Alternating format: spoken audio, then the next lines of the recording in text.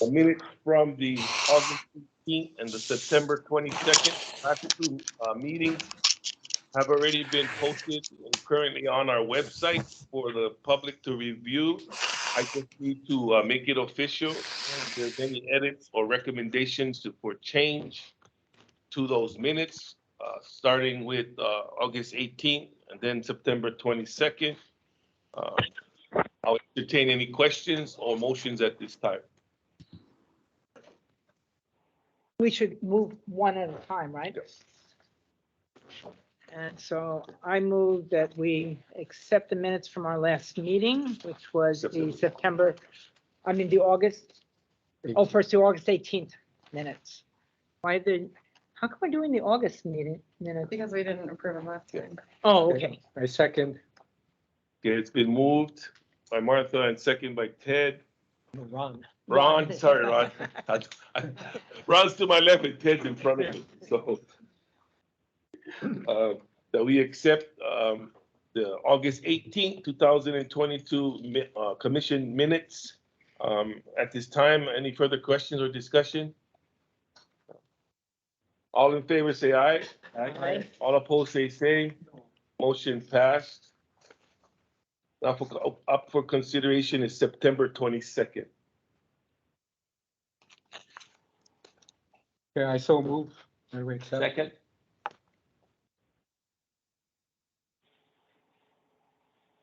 It's been moved and seconded that the September 22nd, 2022 minutes for that meeting be accepted at this time. Are there any further questions?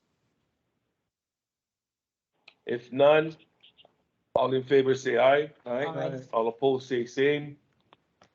Motion passed. Thank you everyone on that. Once again, for the public, these minutes are posted on our website for your review. And then this can be sent or asked to our oversight coordinator, Christian Johnson. So as we move forward on our next agenda item, we're going to look into the public testimony of our current agenda. I'm asking folks that you stay specifically to the agenda if at all possible, and time is of the essence. I will look. There's only a certain amount of you on the screen, so if there's any comments, I may have to see either raise your hand or state your name. Yeah. So hello, this is Dr. Graham Chilius. I would like to give public testimony. Thank you, Doctor. Go ahead. I submitted a single-page letter to the commission as part of this testimony, and I won't read it in its entirety. But briefly, I work on the island of Kauai, and I've been here for about 14 years. I've been volunteering at KCCC, which is the jail on Kauai, for the last several years, and then since January, I've been an employee as a physician at KCCC. The main focus of my comments today are on the inadequate staffing and funding for the treatment of substance use disorders within the state correctional system at large. Generally speaking, something like 60% of those who are incarcerated have a history of substance use disorders, and it has been historically pretty much ignored within the correctional system. So starting about 4 years ago, we started a pilot project here at KCCC to start to identify and treat people with chemical dependency problems, otherwise known as substance use disorders, with kind of the standard of care, which would be available to members of the community who are not incarcerated. And that's been fairly successful as far as the implementation of the pilot project over here. But so far, the larger facilities in the state have not really fully implemented what we've shown to be possible here on Kauai. And, part of that is just lack of staffing and funding. And so I've been pressing our local state legislators over here on Kauai to try to take the lion's share of the opioid settlement money that was recently available and pressure the governor's office and the Department of Health or whoever has control over that money to use that money to address the lack of kind of state of the art or widely acceptable treatment standards for chemical dependency and apply that money to the jails and prisons in the state of Hawaii. Something like 1 person out of 7 who dies of an overdose has just recently been released from jail. It's a significant problem.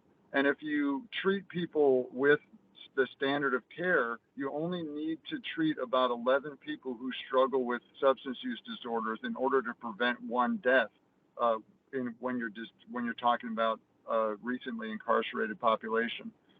Not only that, the First Circuit Court of Appeals on the East Coast found that not offering this type of treatment violates, first of all, the 8th Amendment, which is cruel and unusual punishment because of the risk of death. And number 2, it also violates the American with Disabilities Act. The state has a legal and ethical obligation to fully identify and treat people who have chemical dependency disorders with the standard of care that's available in the community. And one significant problem, and I'll wrap up my comments here, one significant problem is the lack of reentry services for most people within the state system. The reentry office statewide believes that only sentenced felons are supposed to receive reentry services. This is the minority of people who are within the state correctional system. And so pretrial inmates or sentenced misdemeanor inmates do not receive reentry services. And so they're set to be released with their chemical dependency problem not fully addressed, oftentimes without insurance, without a cell phone, no transportation, no treatment plan, fairly predictably going to either overdose, relapse, and be rearrested. And so, I would love to have the commission make a strong push towards addressing the lack of treatment to chemical dependency treatments, and also the lack of a well implemented reentry program for all inmates. So that concludes my testimony. Thank you, Doctor. I believe we did receive that, Christian, that information, and we'll continue to look at it. Anybody else have any comments? I had a question at this time. Oh, wait, Mike Town has a question for the doctor, yes.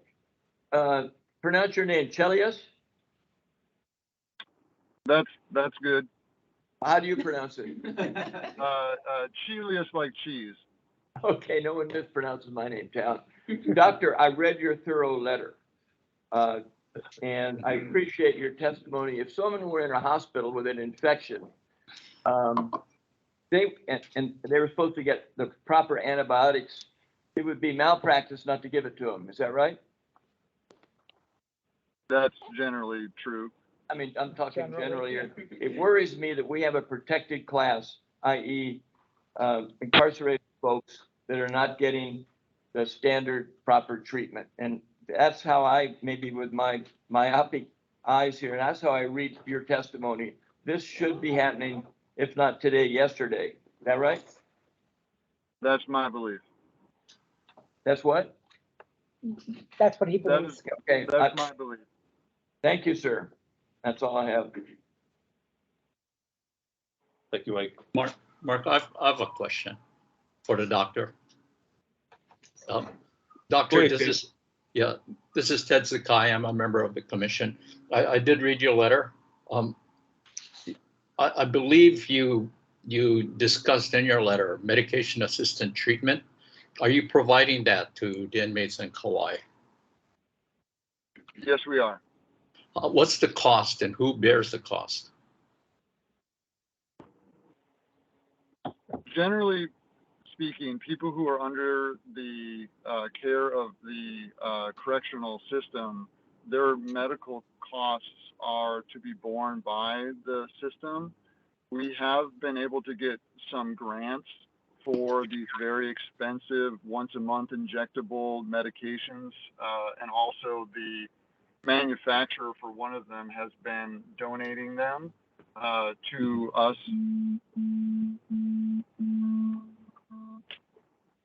I'm Did sorry. we lose him?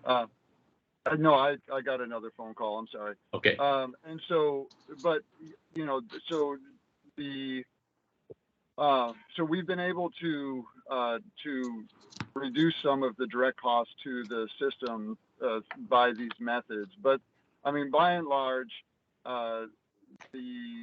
because of the risk of relapse and rearrest and the enormous cost to the system of overcrowding and recidivism, the cost benefit for even these very expensive medicines that are $1,300 a dose or $1,700 a dose, because we're only giving it right before they leave.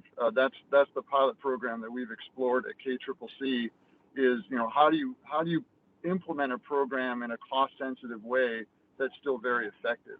And so that we've kind of demonstrated how to do it, and hopefully with better staffing, funding, and strong direction from the governor's office, we can fully implement it statewide. Well, you cited a statistic: 1 in 7 of those who die of overdose was recently incarcerated. I believe you said. Is that a local statistic or national? That's a national statistic. We don't, as far as I know, the state of Hawaii does not collect that type of data. It would be interesting to find out. It's if that's the case, because one of our concerns in the commission is the high level of people who come off the streets and into jail who are homeless, mentally ill, and or substance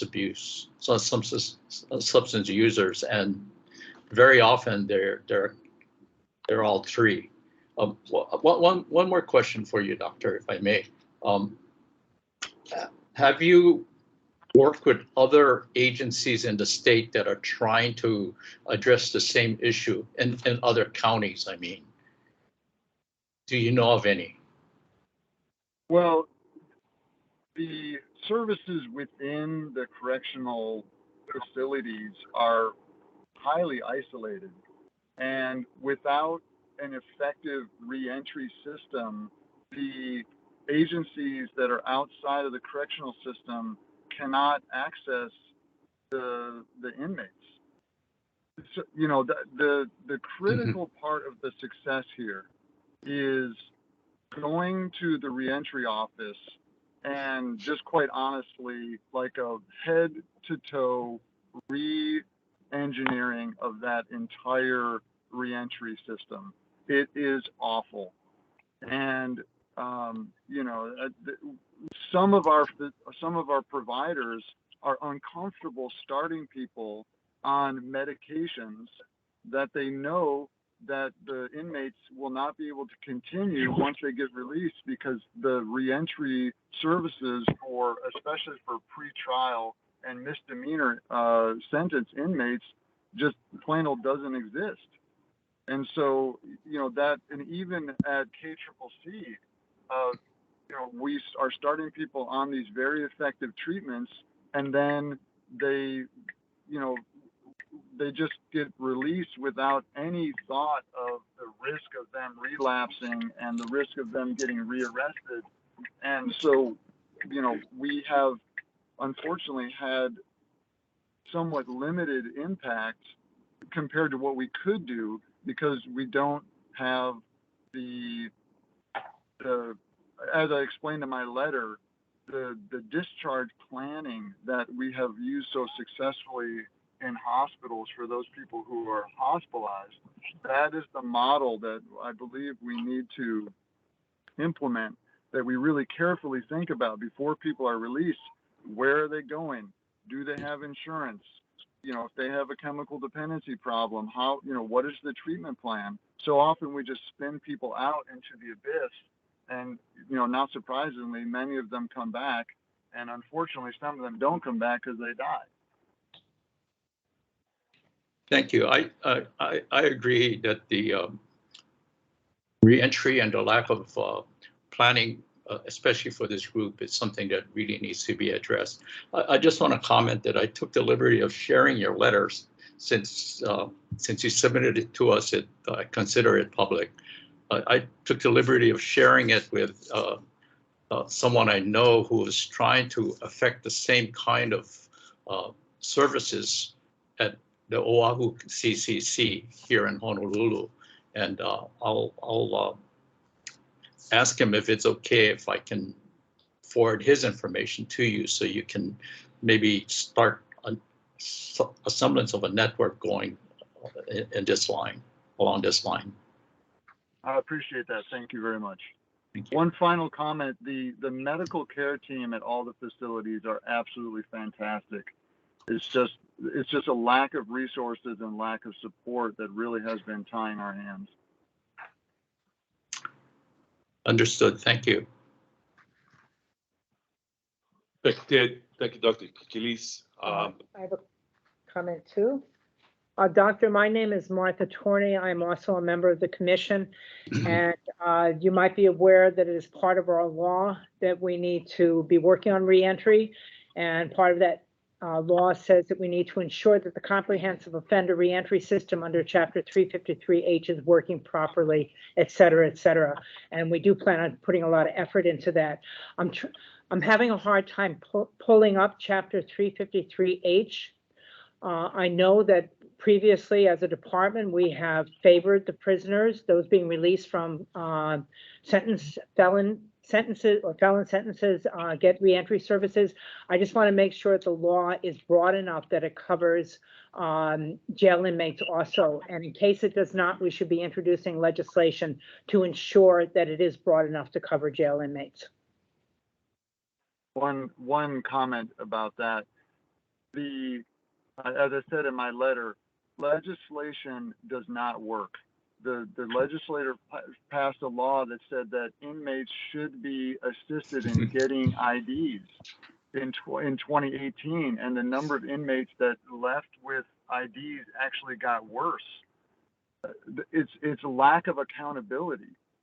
That's the problem. Well, but the laws are important, and we are bound to follow the law. So I do want to review Chapter 353H and ensure that includes jail inmates. Thank you, Dr. Kikilis. Thank you, Martha.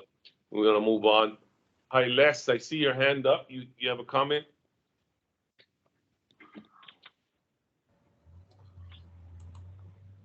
Yes, I am trying to open my camera.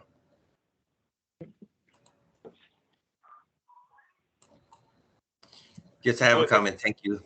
Go ahead, Les.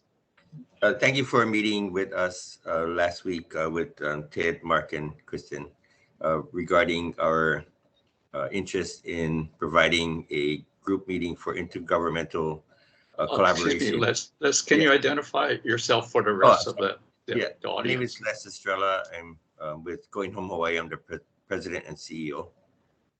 And thank you again for meeting with us last week. And we wanted to initiate some conversation and discussions around focusing on justice-involved homeless. We know that 30% or more cycle through HCCC, Hawaii Community Correctional Center. We also know that about 50% or higher of those who are on the streets are justice-involved. And I think together, coming together to look at this specific issue in Hawaii County with our consortium as partners allows us to have this great opportunity to really make a difference, especially with this segment, which would certainly alleviate some of the overcrowding issues that are happening within our community. By looking at also interventions and diversions and appropriate other types of housing services. You may know that Hawaii County has recently set aside some funds to address homelessness in Hawaii County. And so having this great partnerships with the county and other partners will allow us this opportunity at this point in time to really make a difference together. Having been done this for a while, especially with the consortium members, allows us a unique opportunity for working together as partners for such a long time, since 2004. But it also allows us to see the many gaps in communication and partnerships that still exist today between different departments. So I think coming together and having the commission be a part of this reintegration effort in the community as people transition through, and also to prevent people from going in to begin with, will make a definite impact here in Hawaii County. Thank you. Thank you, Les.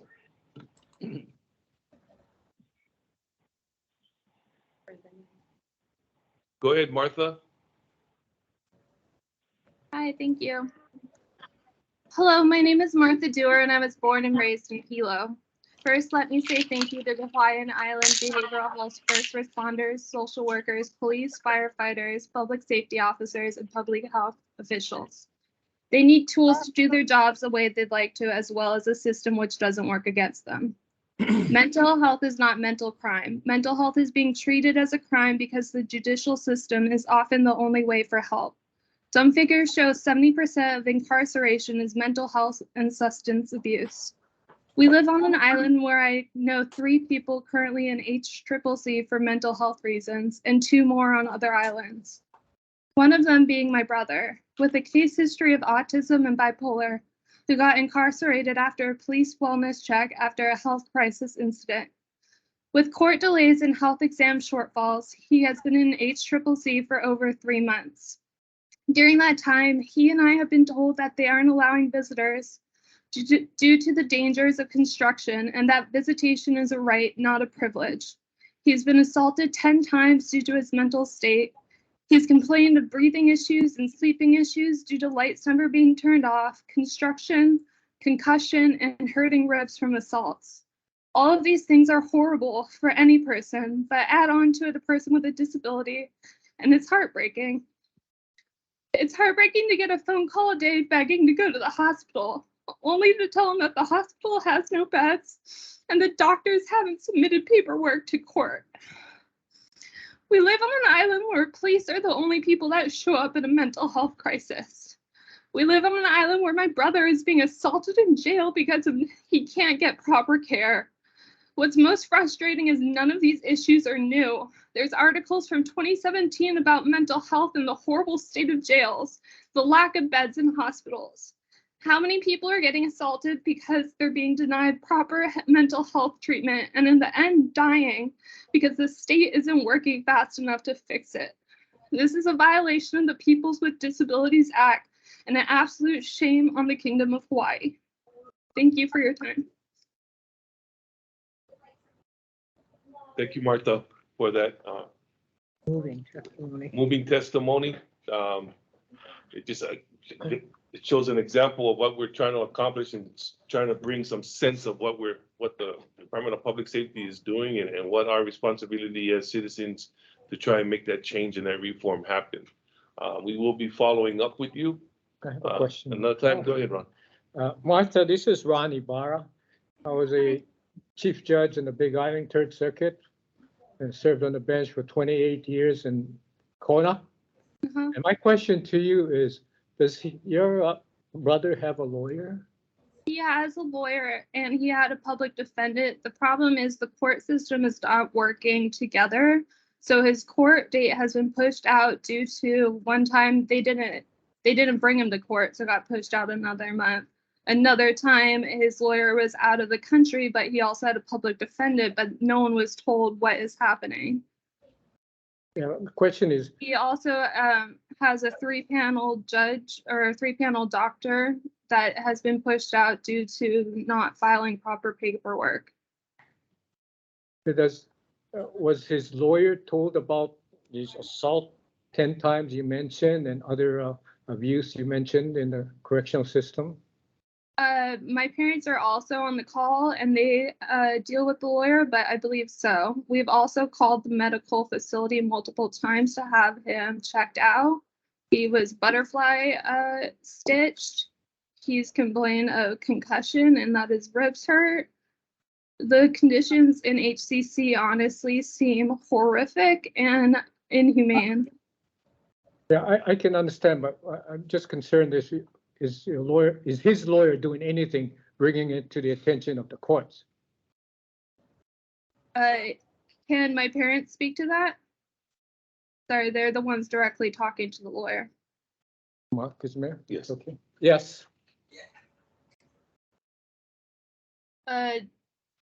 Robert, are you on the call? You might not- Yes. Yeah, I'm on the call. Uh, The HCCC medical was notified. As was the lawyer. Yes, and the lawyer was notified as well. The lawyer, quite frankly, was reluctant. The judge was notified. His first arrest was a misdemeanor. The public defender was notified that he was in a mental health crisis. The prosecutor was notified that they were in a mental health crisis. The judge was notified. The judge released him on his own cognizance, saying something. He was in a psychotic state. And the judge said, "Mr. Dewar, I would like you to listen very clearly." I turned to his social work and knew it was a disaster. The people at the doctor and the medical facility and the social worker at the jail have all been notified.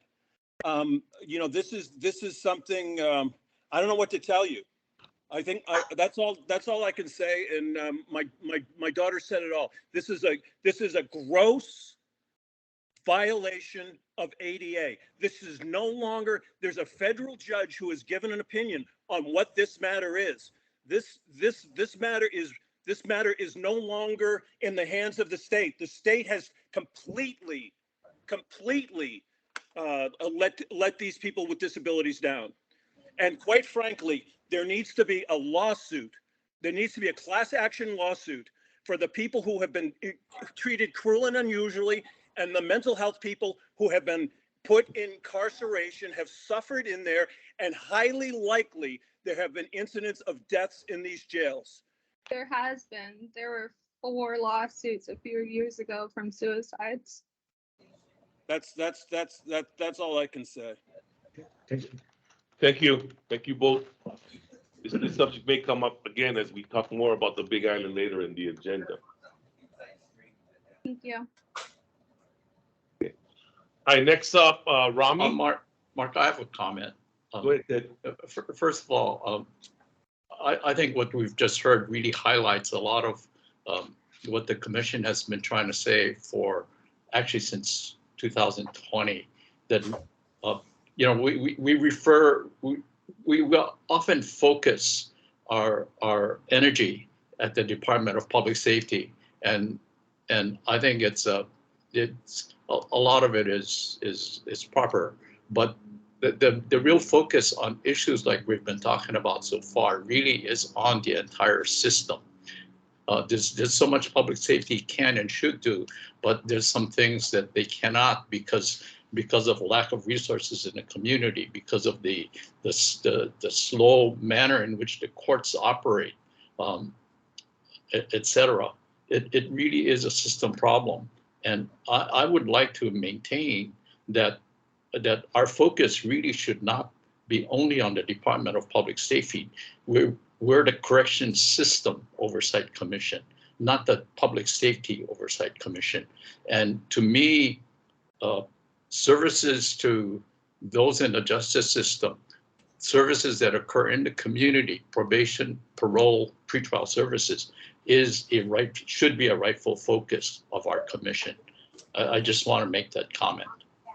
And we've got to address the lack of services for people like Mr. Durr. The fact that, you know, the allegation that the public defender really hasn't been effective, I think, is a serious one, because my experience has been very often the wheels of justice in Hawaii tend to turn slowly, and a large part of it is the public defender is often inadequately resourced. So anyway, I'm just making comments at this point, but I just wanted to put that out there. Thank you. Thank you, Ted. Mr. Rami? Yeah, hi, my name is Romy. I actually am a coworker of Dr. Helios's, and I just wanted to add to his commentary, if that's okay. Okay. And thank you, Mrs. Dewar, for sharing that. Those are definitely the hard cases that we all deal with here at work. I currently work at Halaba Correctional Facility, part-time at Waiava, and I do telehealth for some of the neighbor islands as well. I appreciate what Dr. Helios has brought to our healthcare unit in pushing forward substance abuse disorder treatment. And I just wanted to add, as my primary facilities being prison facilities, and typically we don't think of treating substance abuse disorders in a community where they don't have access to use. We do know that they do get drugs in facility in our worst moments, but we also know that it takes up to 2 years of being drug-free to really maintain sobriety, and taking the opportunity to treat them for the chemical dependency they have while they are in prison, as well as treating the emotional reasons that they use in the first place, as opposed to just as a re-entry program. Again, like Dr. Helios pointed out, that takes funding for the medicines. There are affordable medicines and expensive medicines, and it takes funding for staff to manage and create that environment and screen for those patients, which is one of the things that we sort of fail at, is grabbing them soon enough, finding them soon enough, and then maintaining those relationships. So I just kind of wanted to reiterate what Dr. Helios said. Many of us are on board with this program, but a little bit overwhelmed on how to implement it, both financially and then actually physically, because we are stretched so thin staff-wise. But that we would also consider treating patients while they are sentenced and incarcerated to establish a healthy relationship with the emotions and the chemistry that drive them to use in the first place.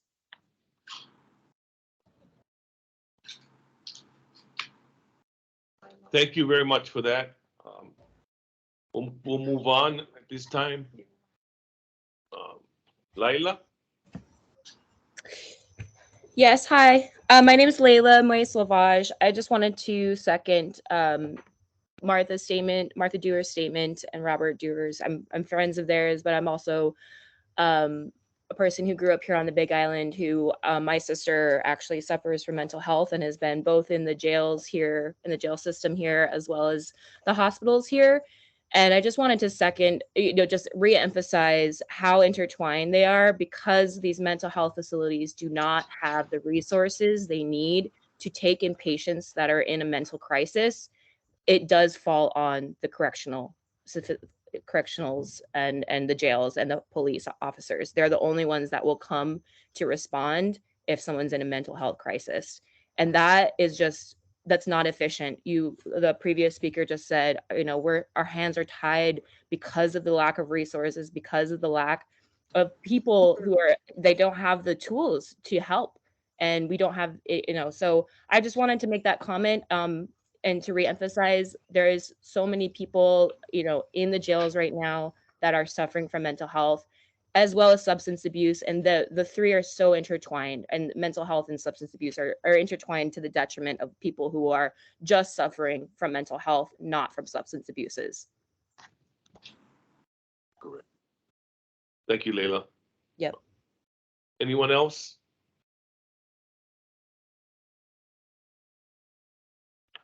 Thank you all for those comments. A lot of what have just been mentioned will be brought up again in other areas on our agenda. So as we move forward, I'd like to call upon Christian at this time to give her oversight coordinator report. Chair Patterson, this is Malia Spinda. I'm sorry, I needed to get through the muting process. Can I still make some public testimony, please? Yes, go ahead, Malia. Good morning, everyone. In regards to the report that you all will be reviewing, I just want to provide two basic comments. One, I would hope that the report would be re-reviewed for a more objective and more respectful approach. I understand that those in this commission and in the working group may have a different approach, do have a different approach to the jail than the previous director. But I would hope that the tenure of his work would be more respected through this report. Second, there is a statement in there that specifically says that there was insufficient public hearings or input. I would request that a schedule of all of the hearings and public opportunities be included in the report so that those that read the report understand that there was in fact a number of public opportunities for input. Thank you. Malia, what report are you referring to? Bob. The jail? Oh, okay. Okay, thank you, Malia. Appreciate that. Thank you.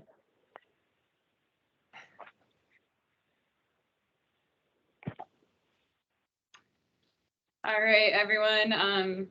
Thank you all so much for that very powerful testimony this morning. I wish that I could start off on a more positive note, but unfortunately today I cannot. This morning I am reporting an in-custody death. So on Monday, October 17th at 10:30 p.m., Maui Community Correctional Center staff responded to a medical backup call. A person in custody who is female between the age of 40 and 50 years old was found unresponsive in her cell. Medical and security staff immediately began administering aid and called 911 emergency medical services. Staff performed CPR until EMS arrived to take over life-saving procedures. EMS unfortunately pronounced the woman deceased at 10:57 p.m. The official cause of death is pending determination by the medical examiner's office, and Maui police were notified, and an internal investigation is occurring as well, as there is a law enforcement investigation pending. In addition to that, I am going to add a few more things with permission from the AG's office and also Max Otani. And I also want to put out there that the Department of Safety would prefer to announce any type of in-custody death themselves, but they are restricted to share the information due to being a HIPAA-compliant agency. The commission is under a different set of rules and standards, and therefore we did receive permission from the AG's office to share this announcement of an in-custody death, and moving forward, we will share any in-custody deaths that occur. Our thoughts and prayers are with the individual's family and also with those who immediately responded to this tragedy. This woman was a Native Hawaiian. I want to make a point of that because there is an overrepresentation of Native Hawaiians within our jails and prisons. She's also a pretrial detainee, and this appears to be a death by suicide.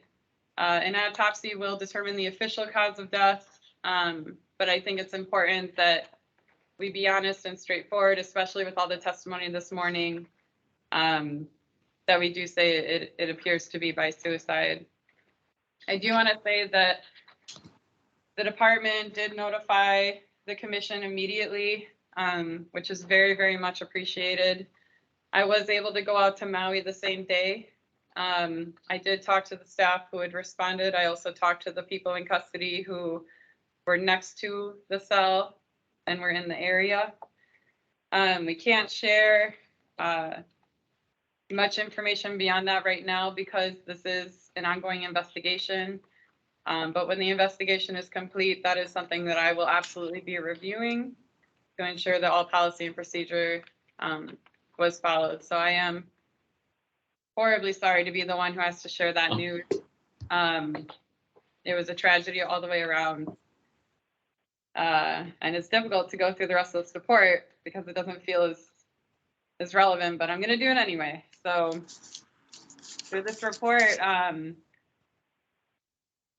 There's been numerous facility tours that have been completed, and so I have gone to HCCC. The commission also toured Fernhurst, which we'll talk about a little later in this meeting. I also did an unannounced tour of HCCC on Saturday, October 15th. And as I said, I went to MCCC on October 18th. I see Ted has his hand up. Do you want me to pause? Yeah. Go ahead, Ted. Yeah, thank you. Kristen, did I hear you say that the AG said it's okay for you or the commission to announce an in-custody death, but not the Department of Public Safety? Yeah, that's right.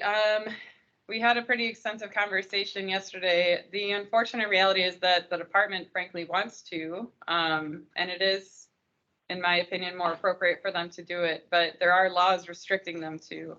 And so they have been specifically told by the AG's office that they cannot. But I was told specifically that we can. And so we're still diving into the specifics of that, how much we can share, but for now, this is what was approved. Yeah, I'm trying to sort this out. This is the first I'm hearing of this. But I'm wondering why it's okay for the department to share with us, but not to others. And then for us to share with the general public. Yeah. It's, I'm not asking you to answer it. I think it's an important question to ask.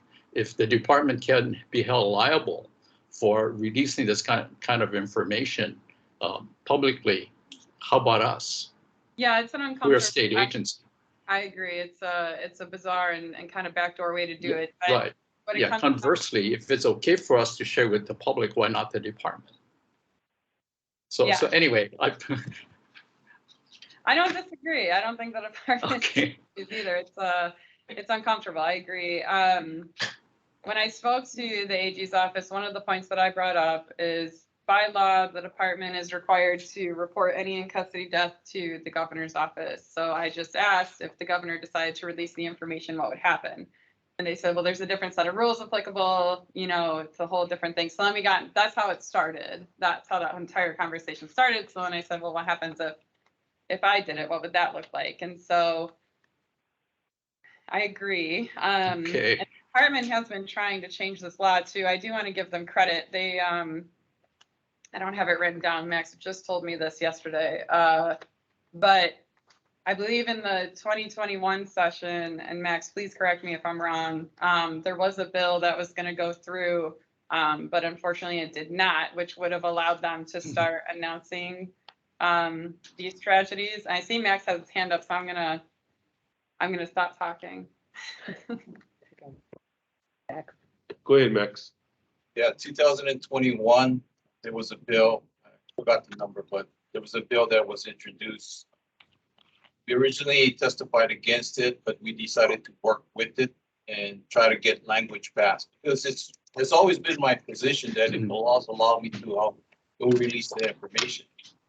So it stopped at the House Judiciary Committee. It didn't get past that. I did come back to the commission and ask that we work together if it was the commission's wish to introduce new legislation the following year, but no bill was submitted. So I told Kristen, for the department, it's too late. Our admin packet was submitted and our cutoff dates were met. But if the commission wishes to submit a bill, we would be willing to work with you on the language that we think is appropriate. And also with the help of the police.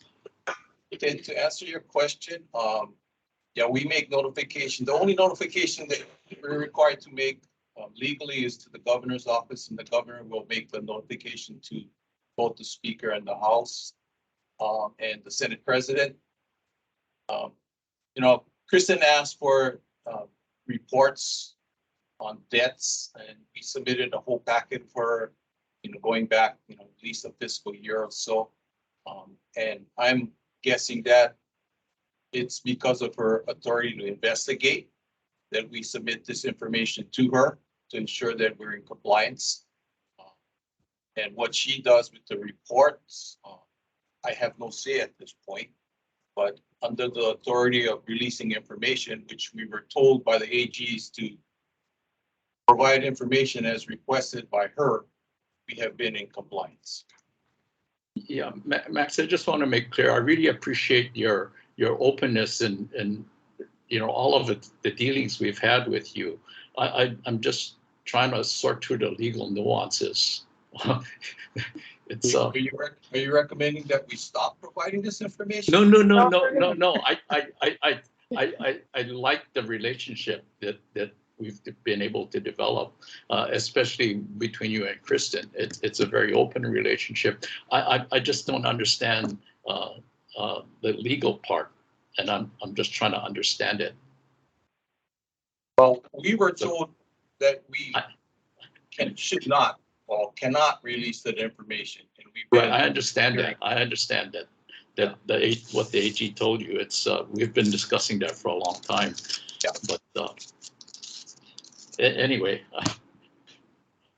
I don't know if I'm the only one confused over this, but What's really important right now with the fact that we do now, within the past year, we have been receiving reports of these in-custody deaths. And now that we have an oversight coordinator, we can begin to look at or start the journey of how we can get better at making these reports done and investigations transparent. So we're at the very early steps of creating that process. And what Max just talked about, that the time has passed for him to introduce bills through the governor's package. I'm hoping at our next meeting, I'd like to add to the agenda that we consider legislation that the commission wants to introduce, and that we create that bill, and there may be others we want to consider. Thank you. Okay. Go ahead and continue. All right. Thank you for that. And I'll continue to get more information on this, Ted. It's an ongoing situation. But for me, for oversight and for accountability, I felt it was important that we put the information out there.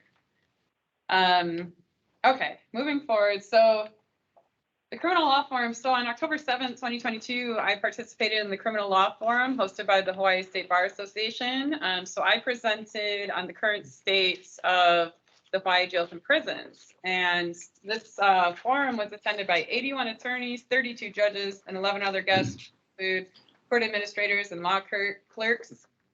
I felt this was extremely important because what I really wanted to highlight is the amount of pre-trial detainees that are throughout the jails. More specifically, the ones with lower bails, who potentially do not pose a threat to the community.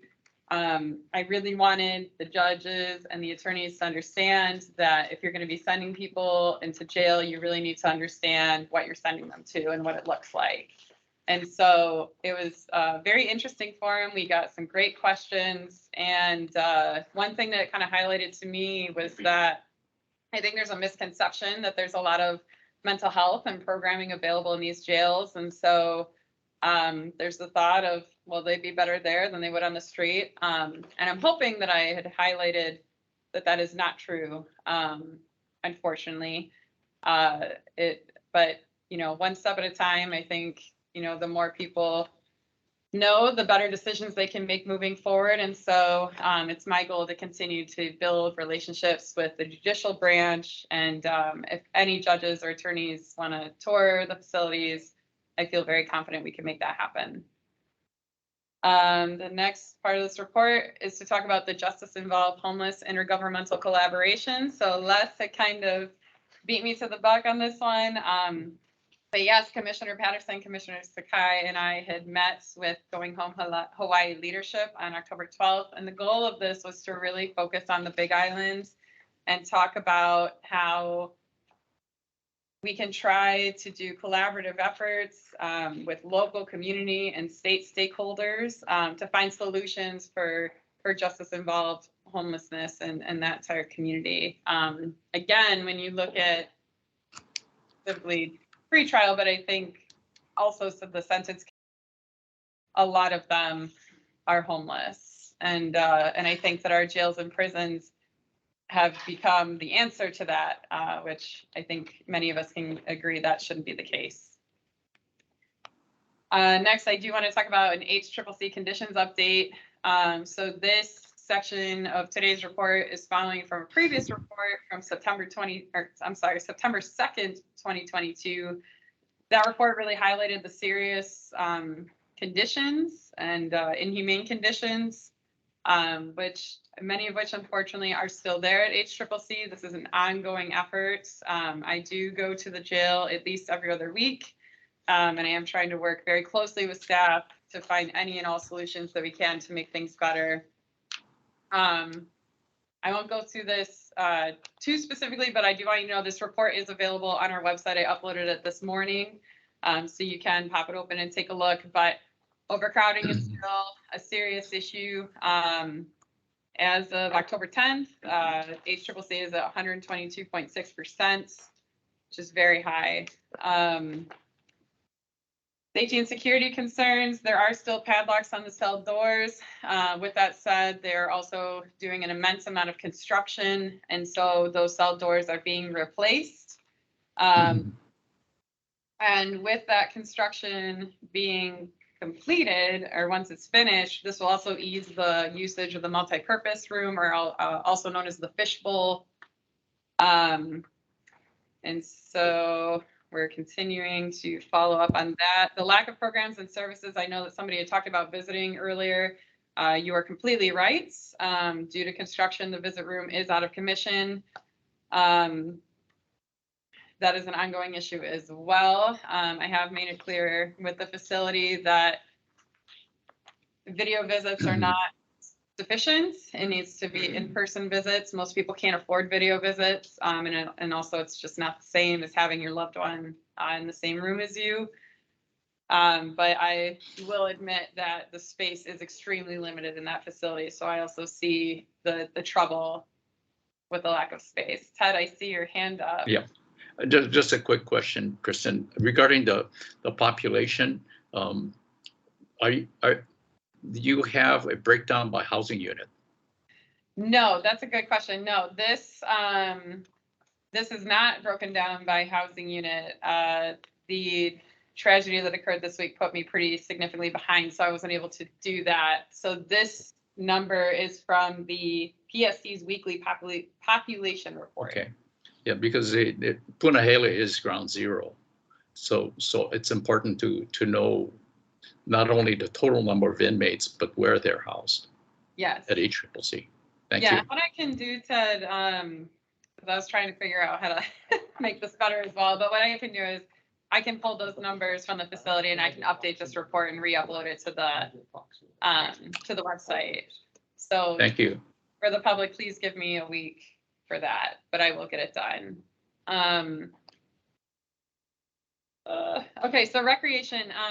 When Ted and I had first originally gone to the facility, there was no outdoor recreation that was being utilized. That has changed. They have created a recreation schedule so that they can at least try to get as many people out as possible and switch different units so that people are trying to get out equitably. People in custody have reported that they are getting outside. They're very appreciative of that. It is not daily. And so, I want to be transparent that it is still not meeting the federal standard, but it is a slight amount of improvement, which I was happy to see. Kristen, I have a question about that. When you say it's not daily, how often would a single inmate be able to go outside, do you think? They have told me it's 2 to 3 times a week. So people in custody have said they're getting out 2 to 3 times a week. And those are people who are specifically in Punahele, which is admittedly a more, just because of where it is really, but also the population, it's more difficult to get them out. But at least they're getting out a few times a week, whereas before they weren't getting out at all. Suicide and safety watch. So the last time I was there was not anybody on suicide or safety watch, which is always good to see. And I was also, I want to give the department a little bit of credit here too. When I had toured the last time, it was on a Saturday and it was unannounced. I just showed up and the staff were fantastic. Once I told them it was an unannounced tour, they did not hesitate. They let me right in. It was not an issue at all, which was great. I went through Punahele, and one of the big issues that I had there was that previously we had found individuals sleeping on a mattress on the floor, and it's slightly difficult to describe, but there's a door, and you walk in the door, there's a very, very small space. It's known as a day room, but they don't use it as a day room. It's just a small space, and then you have the cells right on the back wall.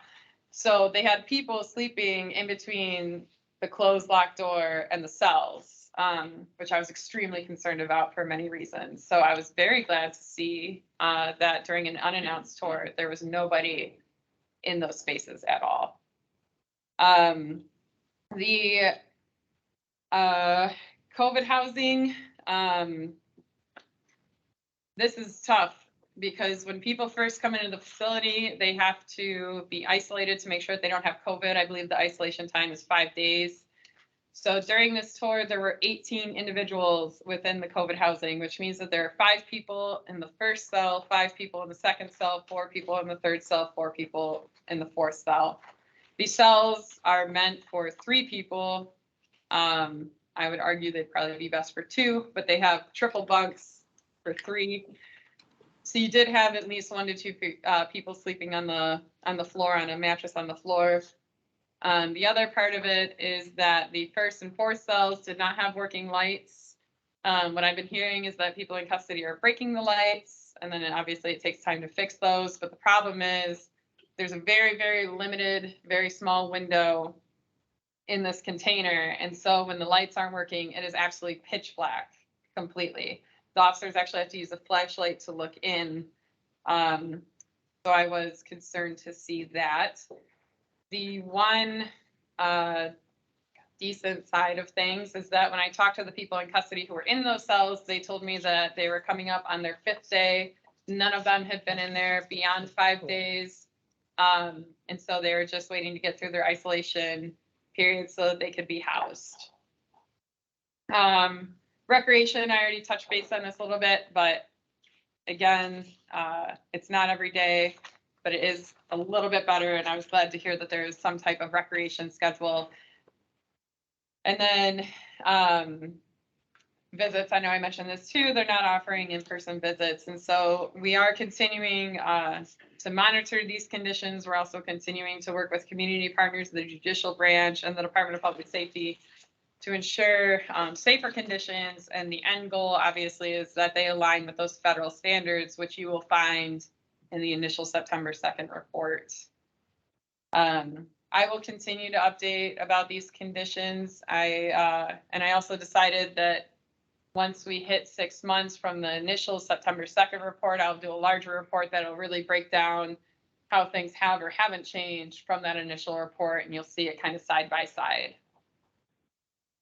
Now I'm shifting into general office updates. So we do have an official mailing address, which is very exciting. Our address is 235 South Veritania Street, Honolulu, Hawaii, 96813. You can find this on our website, which is hcsoc.hawaii.gov. Also, another exciting thing is that as of October 10th, all mail to and from the commission is considered privileged mail. The department did send out notification to all staff regarding this, so all staff are aware, and I have been receiving some letters specifically from Saguaro that have been unopened, so that is always great to see.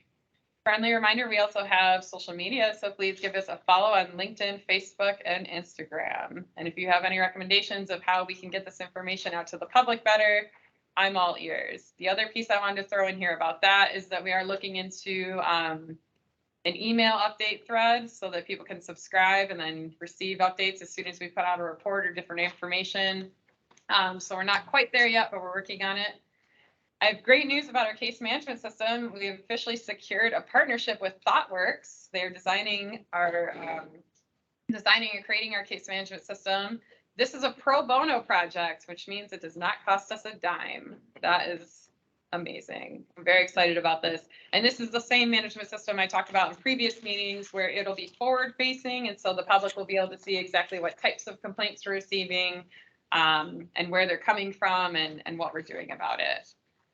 For the hiring process, we have officially hired our first staff. outside of me, which I'm very excited about. So we welcome our newest staff member, George Cho.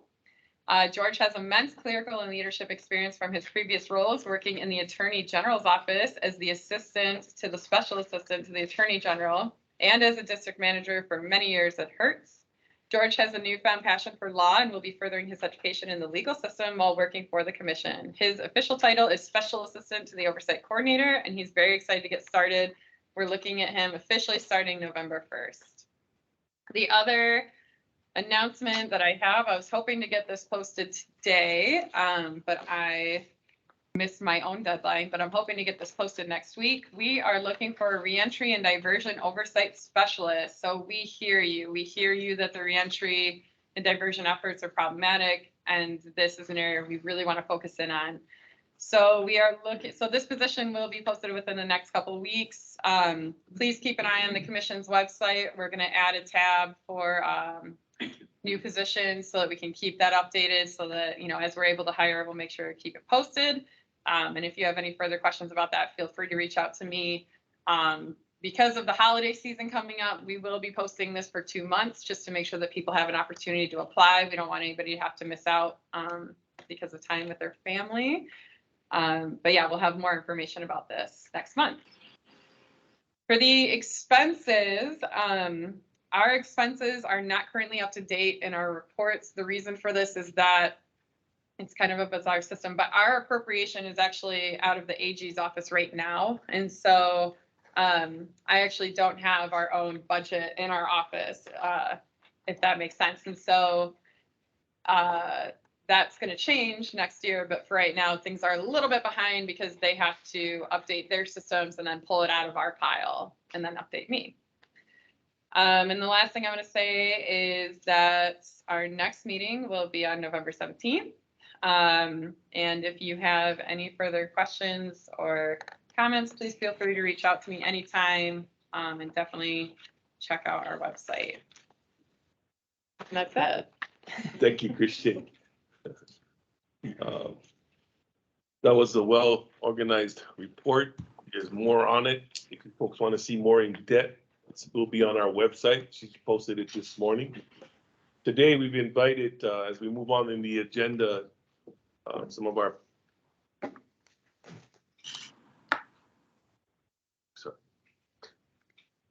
today we will have some presentations talking about some of the things that are prevalent in commission thought right now and how we move forward and what's going on from the community perspective and how we can apply it to many of the public hearing things that we just heard, as well as direction for our strategic goals as we move forward. So I'd like to call up at this time, as we look at item 7, a presentation from the Correctional Reform Working Group on a report they submitted, and Getting It Right, recommendations and action plan for a new jail. Can you both introduce yourself and then? Yeah. Good morning, everyone. My name is Michael O'Malley. I'm a senior partner at a big law firm in this town, but more importantly, I'm the father of Joey O'Malley, who died in Halava. You guys have heard the story before. So for those of you who came earlier and described your concern, anguish for your loved ones in the system, believe me, I hear what you're saying. But the reason we're here, there was a court decision. The reason we're here is not about that decision. We want to see change. And I am extremely grateful that following the lawsuit, Mike Livingston and his colleagues did a wonderful job. But more importantly, and just blew my mind, they've all stayed together and we've banded together saying, what can we do to try and affect change? Not to ascribe blame, not to point fingers, but what can we do to change things? And everything that's been mentioned here before are the kinds of things we've been discussing in this group. So we did prepare a report. It's not perfect, but it's not intended to, again, be a blame shifting kind of report, but more what can we do to make things better, specifically with respect to the jail that's being proposed at to replace OCCC. I have here Bob Merce, who's been well-known name in this area, Mike Livingston, who was the attorney who represented my son's estate. Wonderful people. We also have people like Pablo Stewart and others who've been providing a lot of help, and we meet weekly. They've been standing by my side ever since. So I'm here just to express my gratitude to these folks for being here, to introduce what they're going to talk about, and to thank the commission, especially Chair Patterson, Judge Town, Mr. Takai, Judge Ibarra, and everyone on the commission. I really appreciate what you guys are doing, and we plan to be along for the ride. Thank you very much. Chair Patterson, commission members.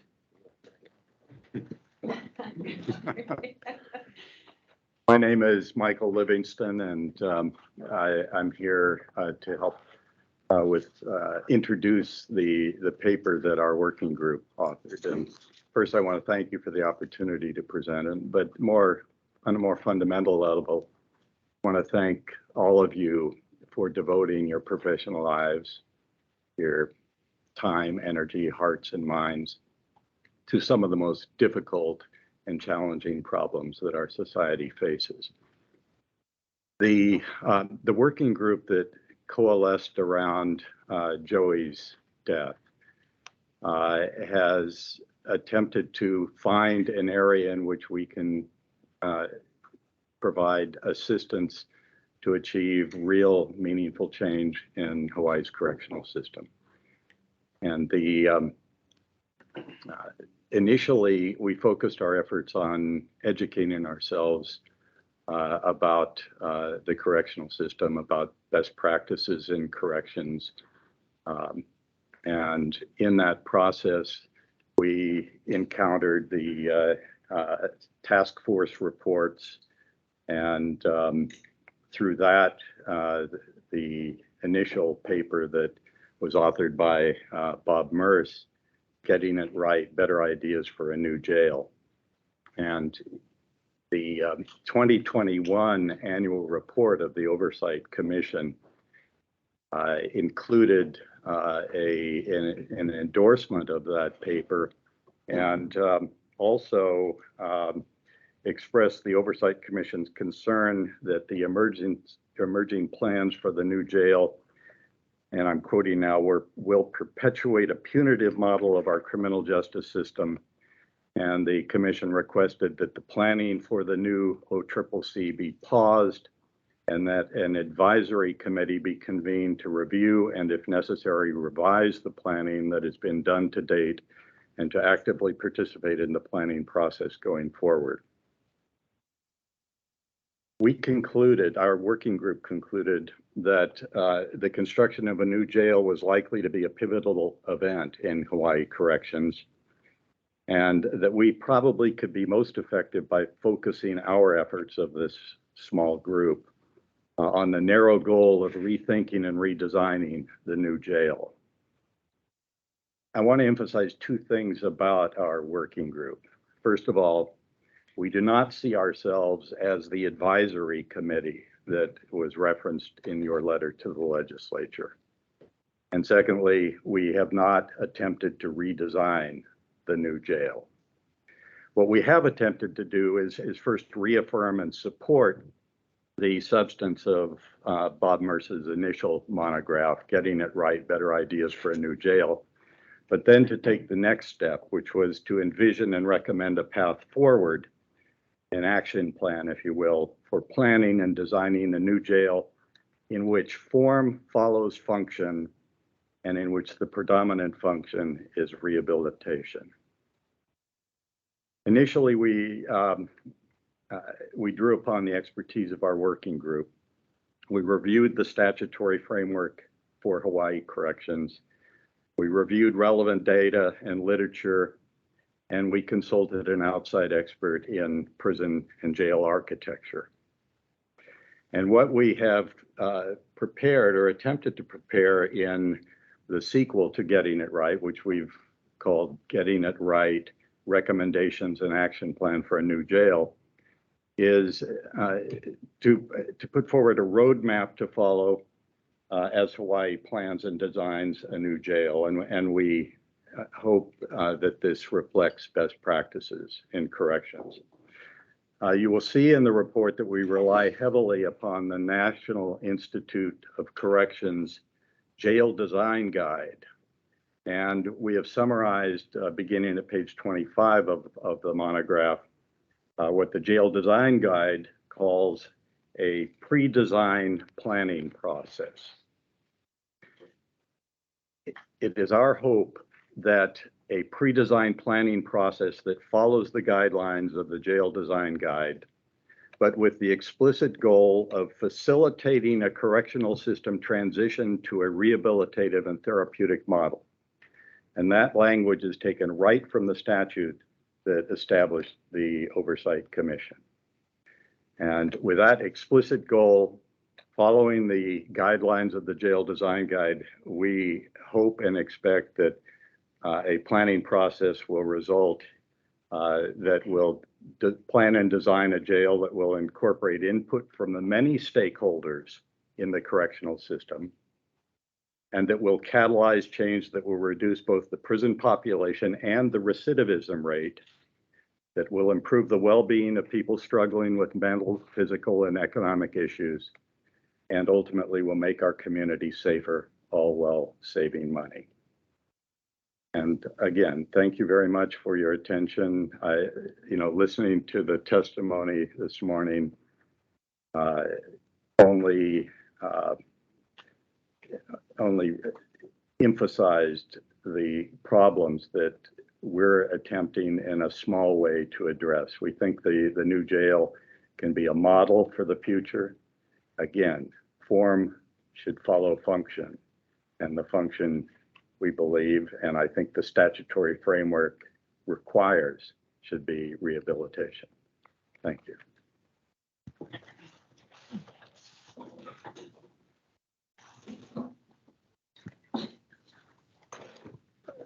Good morning, members of the commission. And I'd like to also thank you for giving us the opportunity to speak to you this morning about this paper that we have worked so hard on since we found that the legislature refused to give the Department of Public Safety $15 million and in effect paused the forward motion on the new jail. And that gives us a window of opportunity to try and step in, is what we're trying to do, to get a better jail and get a jail that is more relevant to the needs of our community. And that's why we worked very hard and very fast to try and put this paper together and bring in some better ideas, what we think are better ideas for a new jail. I want to definitely reinforce what Mike Livingston just said about form follows function. That has been the sort of the mantra of our work. The first thing that we need to do in designing a new jail is to determine what is its function. You can't design without knowing the function. And if you look through all the documentation that has been prepared by the consultants in the department, you won't find any statement about what its function is or what its philosophy is or what its mission is. We have to assume that they believe that the new jail is going to be just a model of the old jail, but in a little bit nicer package. And it will do the same thing, which is essentially to warehouse people. And that is not the function of the jail, what we think the function of a jail should be. We are proposing basically the function of the jail should be a problem-solving jail, just as we have problem-solving courts. It should be looking at the problems of the people who are in the jail and trying to solve those problems.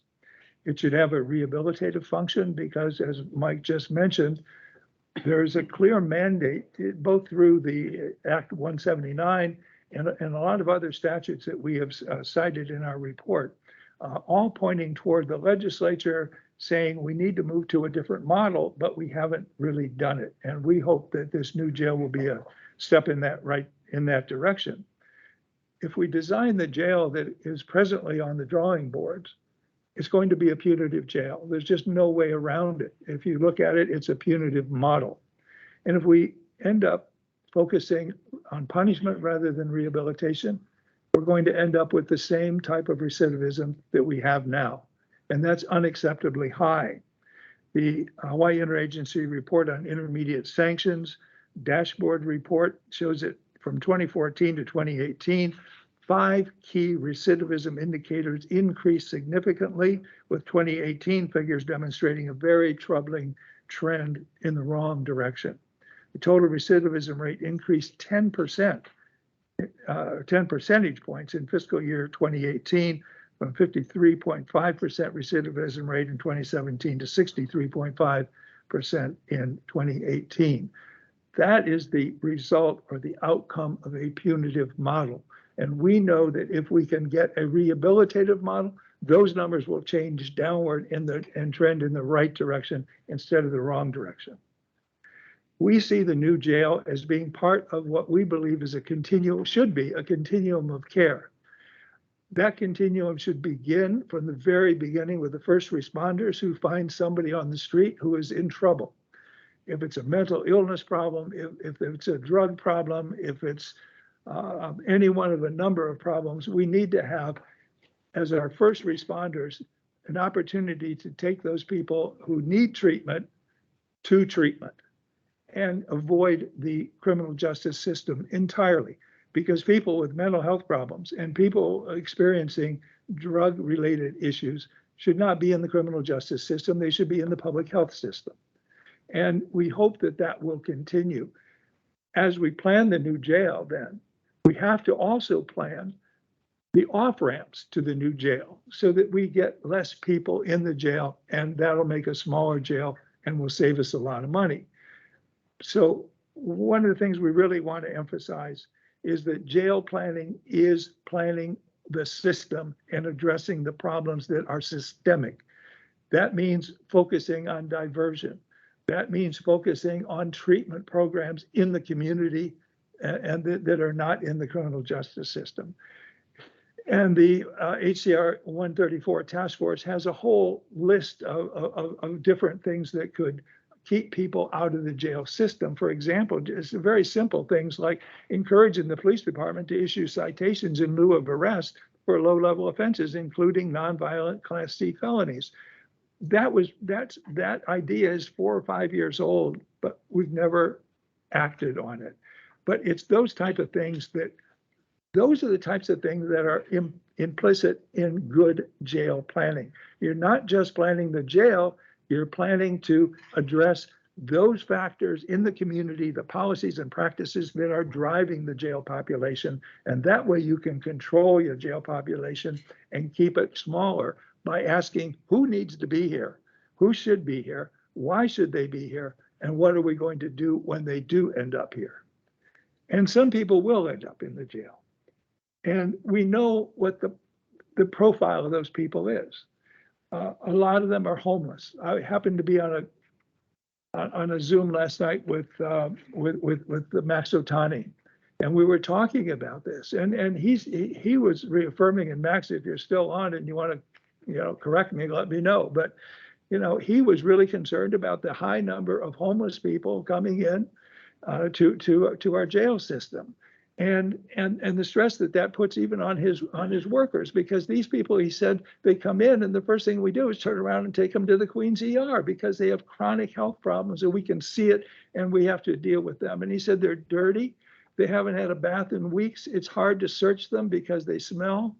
And that's just the fact. This is what we're dealing with. And these are the types of problems that the jail needs to address instead of ignore. I have data, I'm going to save it. I'm not going to do it, but if you look at the HCR 85 task force report, there's a lot of data there about the extent of the mental illness, the mentally ill people who are coming into our jail system. And so we have to deal with that, and we have to deal with it in a smart and humane way. Kristen, could we just put one of the infographic up? The one with the homelessness.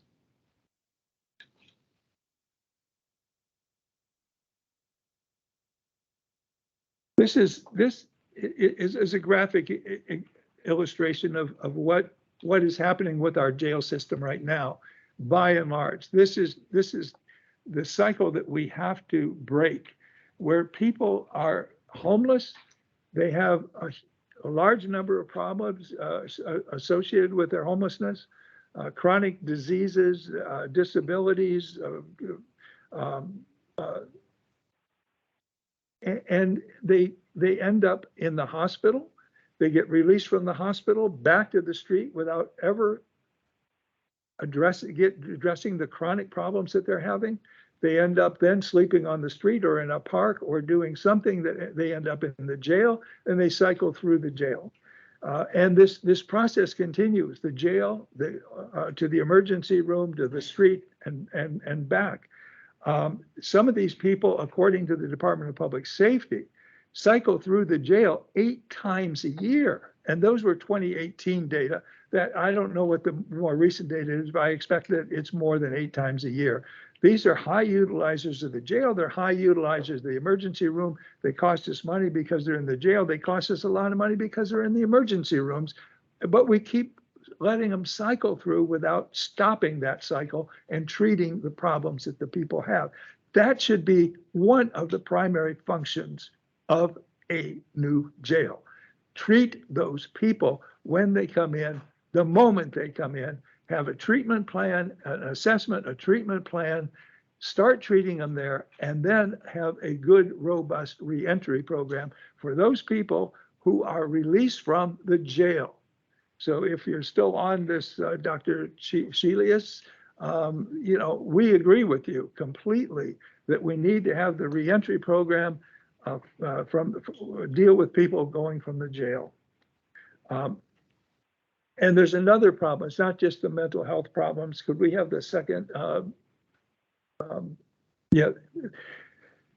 This is a chart. It's a national chart on some of the chronic health problems that people who are in jail.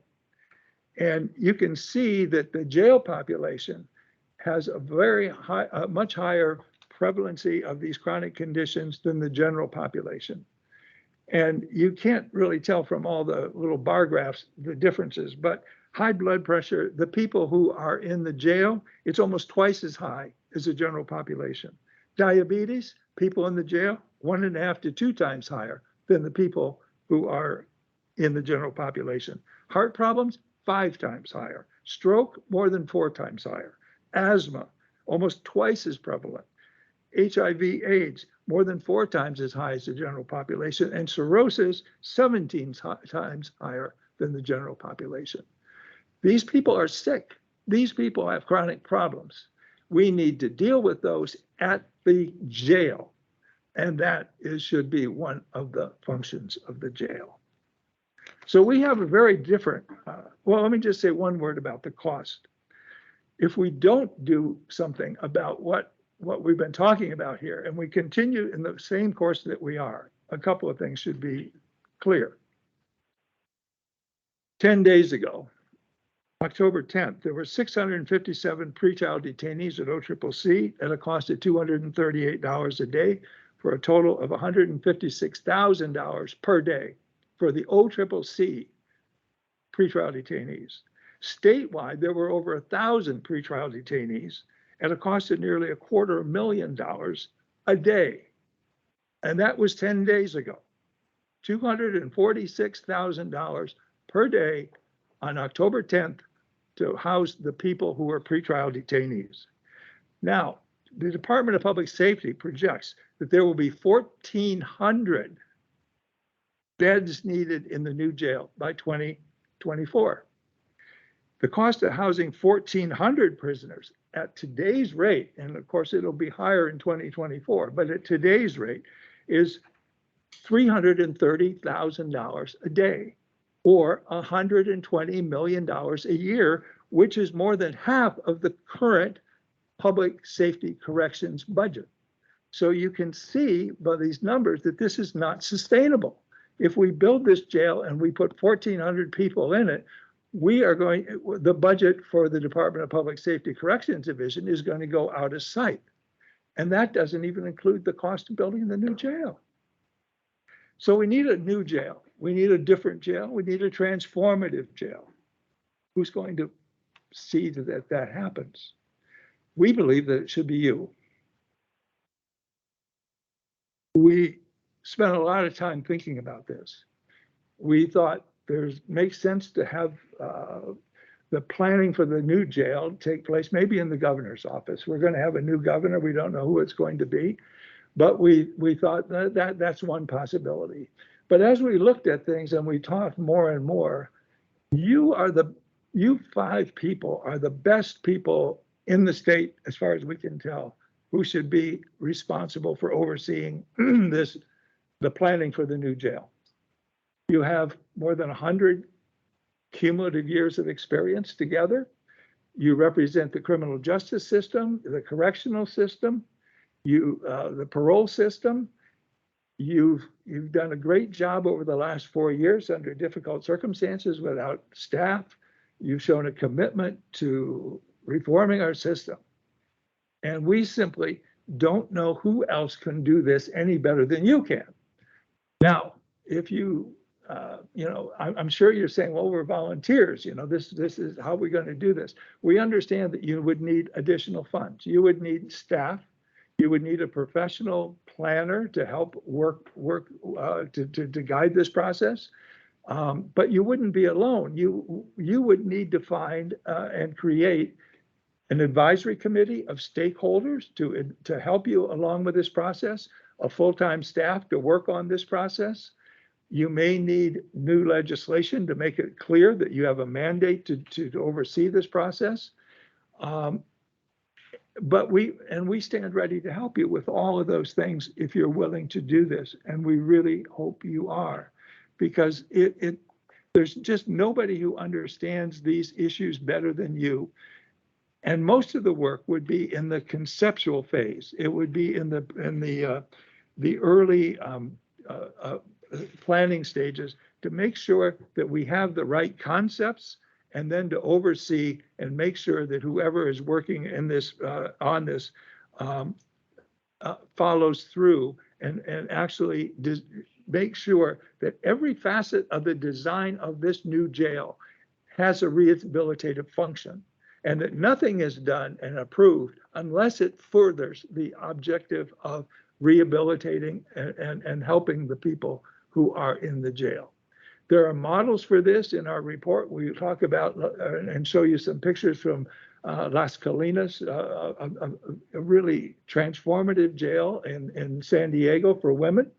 It is just remarkable in the way it's designed. We don't know how well it operates because we've never been there. We make that caveat. But the design, the concepts are perfect.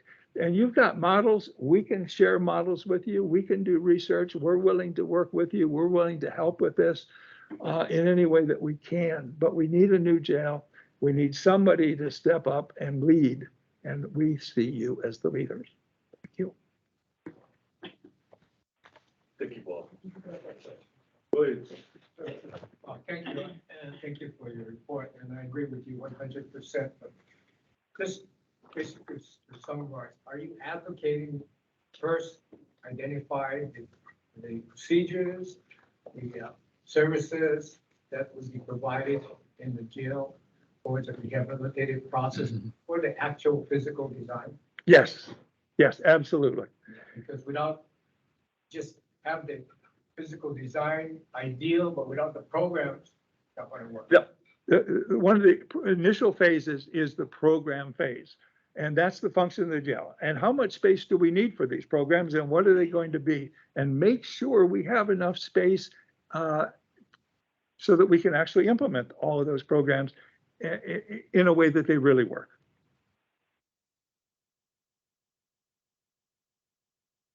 Hard to swallow taking on this huge responsibility. So I will be trying to process it. I did read your report very carefully.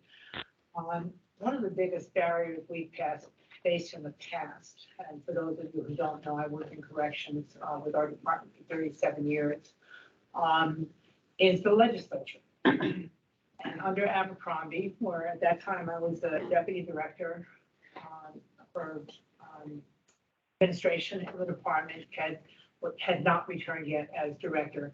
We worked for a year on the Justice Reinvestment Initiative. And that is the direction you need to go. When you're talking about this amount of money, the way that you can start, it's reinvesting what we would otherwise spend on these jails into the community so we don't end up with as many people in the jail. We've submitted very detailed legislation. It doesn't talk yet about the redistribution of the money, that legislation, because you first have to reduce the population. And so it was about changing some of the sentencing laws and things along those lines. And the legislature really did not give us support. I mean, we worked very hard on this for a year and a half, and it's like the rug is just pulled out from under. Yeah. I When know. you said earlier, we may need legislation to have us assume this kind of role, it's not maybe, there would have to be legislation. Yeah. And I understand, Mike Livingston, when you said, you're not advising that you folks become the advisory group and stuff like Yeah. that. What needs help is in the legislature. That is where we really need a lot of help, because we got to win those folks over Yeah. to make these changes. I really don't feel prepared to address your total recommendation, because it's huge. I've been involved with a lot of planning, as has Ted. It's a huge job. Yeah, no question about it. Form person, form is to follow function is a basic tenet of architectural Right. drawing. I mean, that's what it's all about. You come up with your function first, and then you develop the plan, how will these functional relationships work with each other and how the best way to do Yeah. And I share your concerns, as you know, the commission does. Our biggest concern, we know we need a new jail. We're not fighting that. We don't disagree with the location of the new jail. It is the size of the new jail and the program that will be available at the new jail. Yeah. Part of our thinking, Martha, was the Department of Public Safety and DAGs have been planning this. And they've worked with Architects Hawaii, and they worked with the Lewisburger Group, and they worked with Integris and other groups in the mainland. And they spent $10 million. And what do we have to show for it? We have a punitive jail. We have a jail that bears no relationship to the needs of our community. So they can't do it. I mean, they've demonstrated and proved that DAGs, Public Safety, Integris, and those people are not the ones to continue with this process. So who do we turn to? You wouldn't do the work. You would be overseeing the work. You would be the people who have the concepts and the vision to make sure that Hawaii has the best jail in the country and creates a model that others could follow, because we are serious about rehabilitating, because we really care about our people.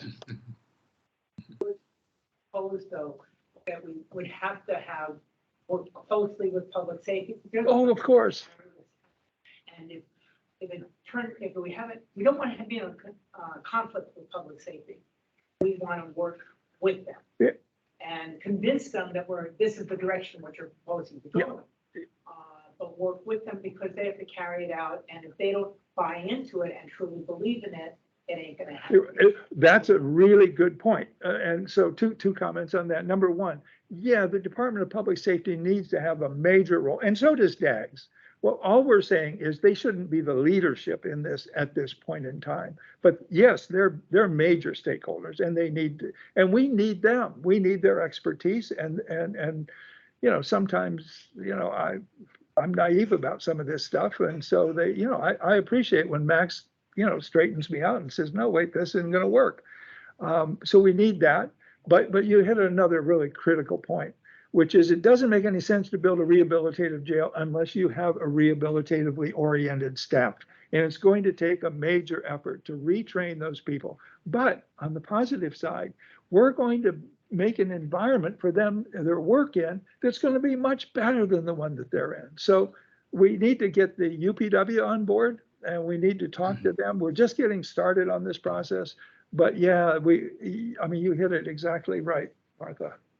And we focus our work on the inmates, but the staff. Yeah. The conditions that are in the jail, people report to work every day under those conditions. Yeah. And at one time I was visiting Maui Jail, which I find with Bruce Copo, the chief of staff for Abercrombie.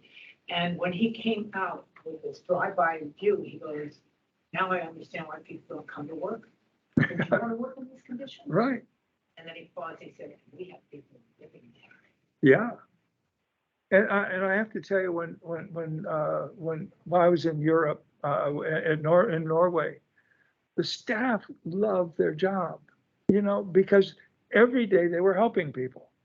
And they took real pride. They had the training, they had the background. They weren't just abandoned and thrown into this. They knew what they were supposed to do, and they were proud of what they were doing, and they were really happy with what they were doing. I've had the opportunity to visit correctional facilities in other states over the years, and I've been retired for 8 years, so it's been a long time since I've been to them. But one time we were going to sex offender programs, and Minnesota, which used to be a leader in corrections and rehabilitative corrections, they incorporate into their law how many people can be in a cell. It's their law. It's not, what's going to happen, but particularly in Minnesota and Vermont, the staff were so involved with helping to provide the services to the inmate. I'm talking about uniformed staff, that a completely different attitude than we ever had in Hawaii. And it was because they knew that they were valued, they were committed, and they got to know the inmates as more than Mickey. They weren't turnkeys. Right. They were providing services to their inmates. And it can be done, and it takes leadership. And that's another reason why us working closely with public safety is always important, because to help convince the leadership that this is the way to go, and in their heart and mind. Exactly, exactly. Not just in talk, but in their heart and mind. I mean, I'm critical of the Department of Public Safety in a lot of ways, but I respect what they've done in a lot of ways too. It's a balance, and we definitely need public safety, and we need DAGs because they've got certain expertise too.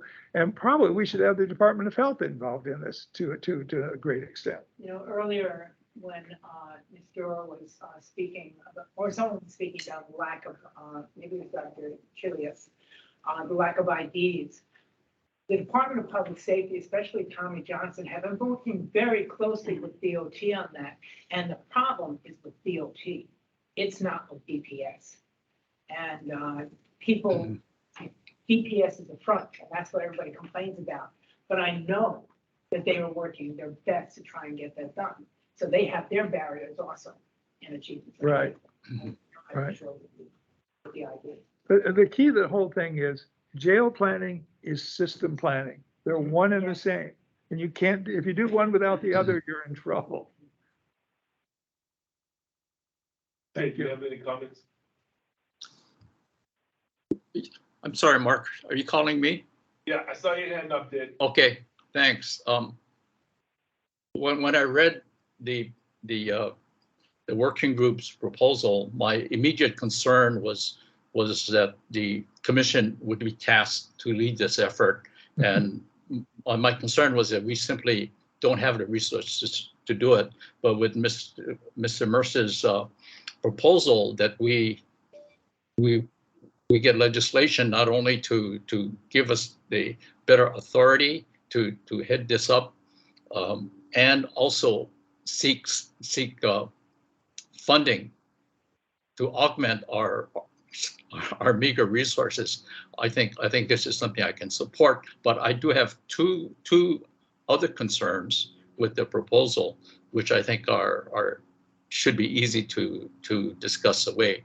The first is that we're focusing on OCCC, but as we have seen in our discussions with HCCC, and this morning at our discussions with Kauai, by the way, is going to have to be rebuilt pretty soon. It's in a floodplain, and my understanding is the highway is going to take a large part of your land in the not too distant future. And Maui's the staff there has done a great job, but the facility really needs to be replaced also. I think we really need to have a statewide scope, not in terms of it's statewide scope in terms of how does the state and counties work together to develop the resources so we can put the function of a jail in its proper perspective. That's number one. So that's one concern. I think we really need to look at it statewide, because HCCC is going to be a problem forever unless we can rebuild it somewhere. My second concern is with the means of financing. You know, I'm not necessarily against the PPP. I know the paper takes a strong stand against the PPP, and the reason I'm not, I think we need to be open with that, is that I think the state constitution limits the amount of CIP that the legislature can appropriate in this at any given time. And I was told when I was a director wrestling with this very issue, I was told by the budget director that under the state law, the state simply cannot afford to build even one new jail, along with schools, et cetera, et cetera. And so I was urged to look at alternative means of financing. So anyway, I think with those two, I just want to share those two concerns, but I generally agree with the thrust of the working group's efforts.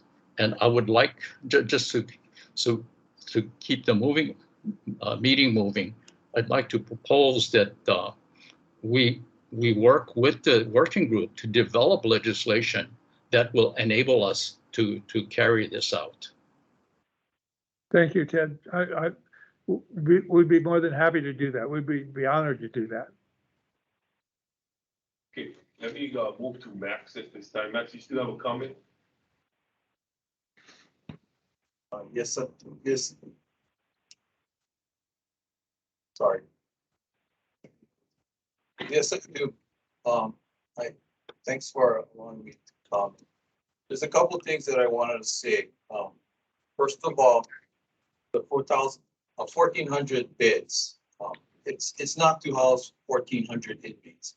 Every jail should have some flexibility as open beds. Out of that 1,400, well, 1/3 or maybe 300 plus would be used for what we would call our community transitional centers. So community transitional centers would assist in furloughs, and ideally, you know, it's not just furloughs for sentenced felon population, but we could look at other sentenced populations such as sentenced felon probationers, sentenced misdemeanors, to give them an opportunity to re-entry before their sentence is done. Reality is that if you're incarcerated for even 2 to 3 months and we open the doors and let you out, you'll be in bad shape. You'll be back in rent, your car is probably repossessed, you're back in your loans and utility bills and everything else, probably end up on the streets. So, you know, that's one of the concepts for these large amounts of community transitional bed. The other thing is what I call halfway back beds. Halfway back beds are your probation and parole violators. Do they really need a hard bed? You know, if they have something salvageable in their life, such as a good job, family support, maybe they need a timeout where they still can furlough out, come back into, you know, check in at night. It's almost similar to our work furlough program.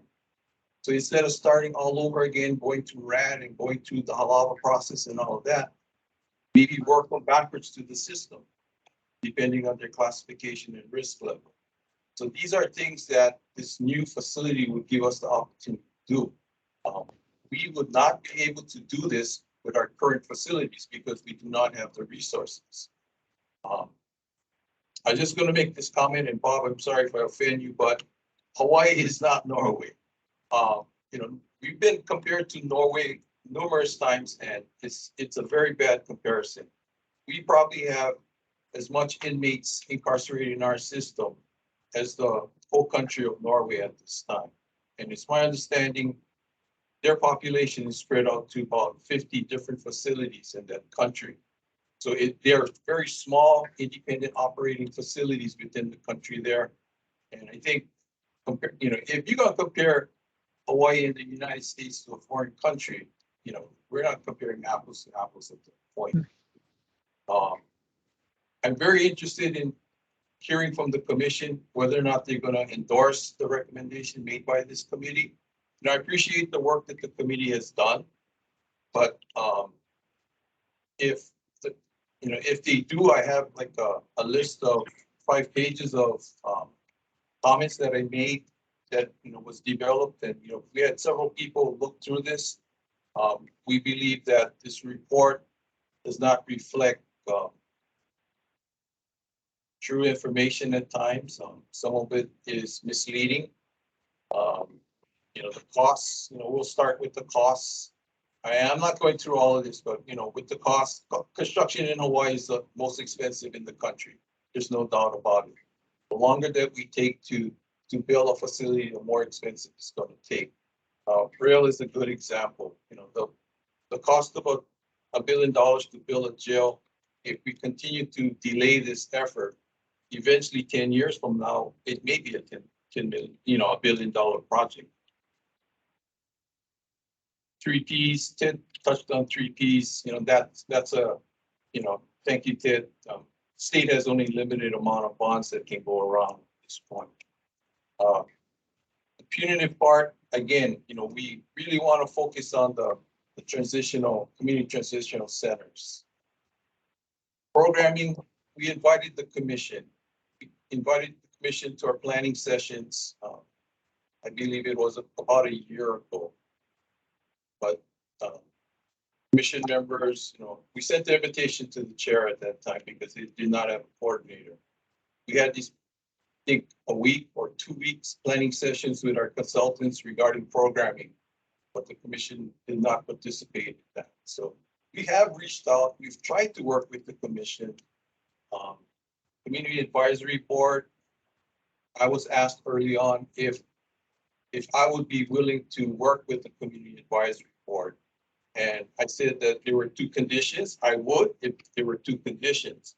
First would be that the commission would establish the Community Advisory Board.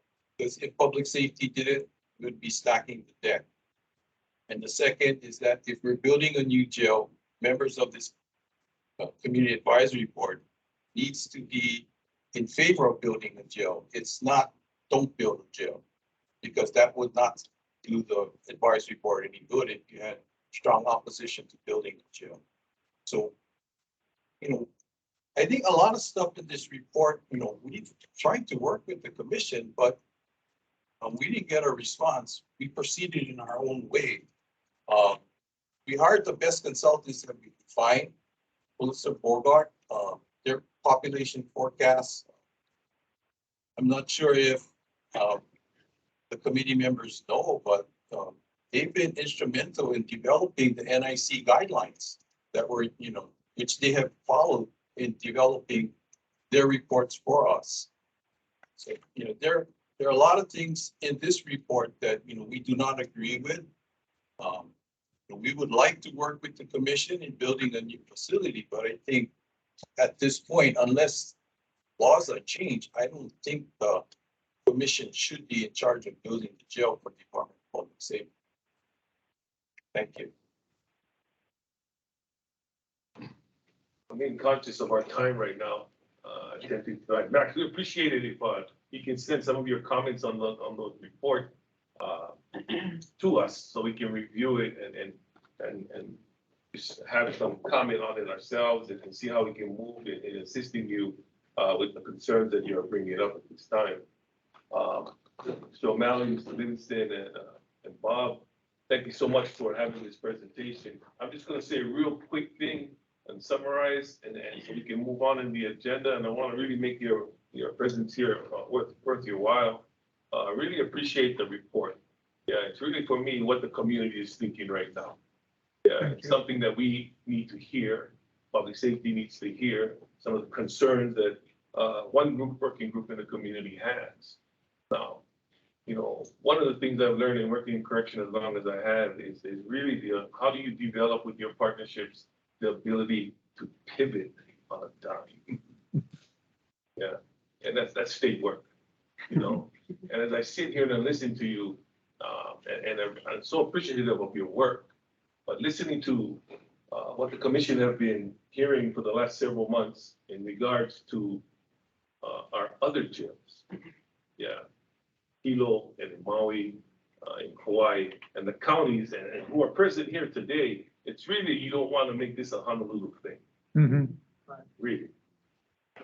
So the pivot really is to how does the commission go to the legislature in support of a revamping of the entire jail system?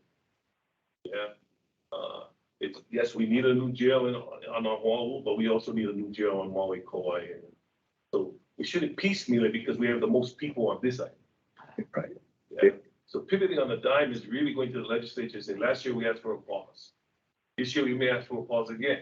The commissioners have to decide on that, but we really need to look at a plan for the entire jail system. Yep. Yeah. Yep. And when you're talking about the system as the jail system, unless we can get that to where we want it to be, we cannot solve the prison problem. Right. Yeah, and then there's the reentry issues. Yeah? Right. So it really is the first step as a commission with our new staff and whatnot is really to look at how do we focus on the jail system. Yeah, with all the mental health issues that are involved in that, substance abuse issues, reentry is not the back end, it's the front end as well. Yeah. Yeah, and how do we create that? That's gonna take a lot of work and really more important in terms of the system perspective, really than looking at the fine details of the jail. In my opinion. Yeah. I think we got to do both. And I think Ted was saying that too. But if you folks are still in our view, are in the best position to present the vision, because it's the vision that's going to get the legislature and the public behind it. You know, Martin Luther King didn't say, I have a plan. He said, I have a vision. And what we want from you guys is the vision of a better system, a rehabilitative system. And if you start talking about it and you start putting pictures of what looks good to you, we can start to change hearts and minds across the country, across the state, and we can build a much better jail. That's what we're saying. But I'm saying, you know, your presentation was important to me because every point you hit is applied to the system. Yeah. Yeah, and we talked about the two. I really appreciate. I want to do this as a unified people rather than just one item. Yeah. Yeah, that's how I feel. I do want to just make one other comment about building so many reentry beds at the site of the jail. I believe very much reentry should be in the community, the way we have the women's programs that we're presenting next. And we used to have more beds in the community that, I agree with the principle of what Mac's saying. It's just the location. Because you have staff that work in the secure part and then they move over to the non-secure and they're bringing the secure part ideas over there. And you need staff that work just with community-based programs with people. And I know you want to move on, but you also have to deal with the probation violators, because just prior to COVID, there were 350, a third of the jail population were probation violators on Oahu. And, you know, the HCR 85 task force said that doesn't make any sense. We don't need those people in jail. And at $725,000 per bed, if you have $1 billion jail, we can't afford to build all those beds simply for probation violators. So there's a lot of issues to discuss. Thanks. Thank you, folks. Thank you. Appreciate it. Mark? Go ahead, Ted. Mark, I would propose that the commission ask Kristen and up to 2 members to work with the working group to propose legislation that we can consider at next month's meeting. Is that a motion, Ted? Okay, it's a motion. I second the motion. Okay, it's been moved by Ted and seconded by Martha that we put together a working group of 2 of the commissioners to work, and Christian to work with this advisory group. Correction. Not an advisory group, sorry. They're not an advisory group. Correctional. It's a working group. Correctional reform working group on legislative actions. Any questions? Mike or Ron? Ted, who do you want with you? Well, I'm willing to do it. Okay, Ted, and whether you folks saw it or not, Martha raised her No, I don't know whether Ted agrees. Did you want Ted? Is that okay? Yeah, I'll do it. So Ted, Did you want Martha? yeah. Okay. Awesome. So Ted and Martha, all of. That's part of the motion. Yes, yeah. All in favor, say aye. Aye. All opposed, say same. The motion passed. Mark, I had a comment about Bob's presentation. Yes. Bob, you mentioned transformative justice. You know, there is a group in town through FACE talking about transformative justice. So it's not just rehabilitation and it's not just restorative justice to actually transform. That includes the staff. That includes the community. You make a good point. When you came back from, I'm not sure, I've got to think about what Max said. I think Norway in many ways is like us. It's a small community. It's diverse. And you told me that people leave there, they want them to be your neighbor. Is that right? That's exactly right. And you went there and you're willing to have some of those folks you saw there as neighbors in Norway? Absolutely. And that's what we're doing now. But if it's iatrogenic or what I call jurogenic, where we're actually harming people, people are dying and suiciding in prison. They're not treated like they're in a hospital. They're not only being malpracticed, but they come out worse. So that really troubles me that we're doing that. And I'm not blaming anybody really. I guess I could if I wanted to. It's been my job as a judge to rule on that. But it's a giant problem. It's this lens. So I'm just trying to, I don't know if you have, you're the one person here. Did you go, Mark, to Norway? We got to get people back to Norway and compare it and see if it's apples and oranges or apples and apples. I'd love to have. I think it's apples and apples. They're human beings. Yeah. And our justice involved, I'm learning new words from Kristen. Justice involved people. They don't wear stripes. I mean, they do wear stripes, and they shouldn't be dressed in stripes, right? Yeah. So I think we're missing this whole lens of how we view our neighbors. Yeah, and to me, Norway is the goal from what, and I'd love to have you folks go there. It'd be a good, a very sound expenditure. We went in 2015 with North Dakota. North Dakota came back and really had leadership, and they really changed their correctional system in ways that made national attention. And I'd be happy to, send out the material. I mean, they made radical changes. And now I just read that there's a prison in Philadelphia, and I'll try and get the article to you folks, where they didn't take a whole new, they just took part of the prison, and they said, we're going to try the Norway model here. And everybody's going to be working together. They cook together and all these things. And so, people are moving in the right direction. They're trying new things, and that's all we want. That's what we really want. Thank you, Mike. We've got literally a captive population, but it's not unlike a school or a mental health facility. You really can't leave. You're locked in there. And it's a fiduciary duty, I think, that we have to do the best we can, not to just go along to get along. So I'm really encouraged by what you say and talk about transformative justice. Thank you. Bob, if I can, I had a couple people in the chat asking for contact information or ways. Yeah. Get a hold of the group. My contact information? Or if you, I don't know if you guys have a website or anything. We don't. For the working group.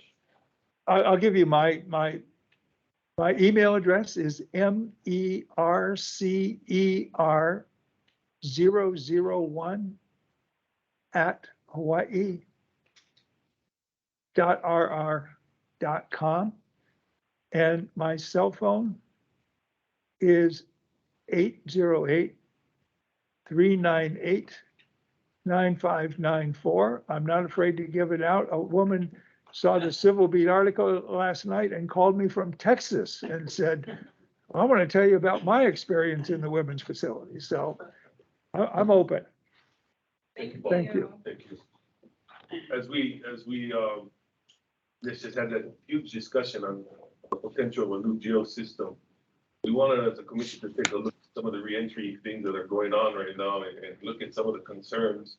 And we were able to tour at Fernhurst. And so we had asked Fernhurst to come and just give a little bit of presentation on what a reentry program for women coming out of our adult system looks like, and some of the concerns they have in managing the population. So I'd like to introduce you to. I'll pull up the PowerPoint now.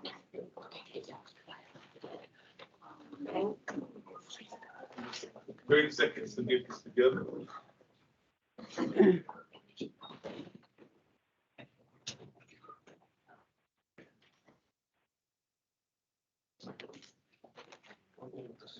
Okay.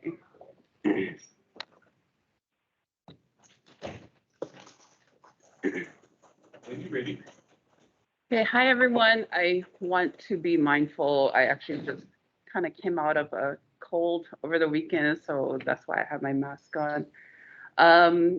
First of all, thank you to the commission for inviting us here today. My name is Elisa Skelton. I'm the Director of Transitional Housing at the YWCA Fernhurst location. I also have here on my left our CEO, Noriko Namiki. She'll probably chime in after our presentation or during if she has anything to add.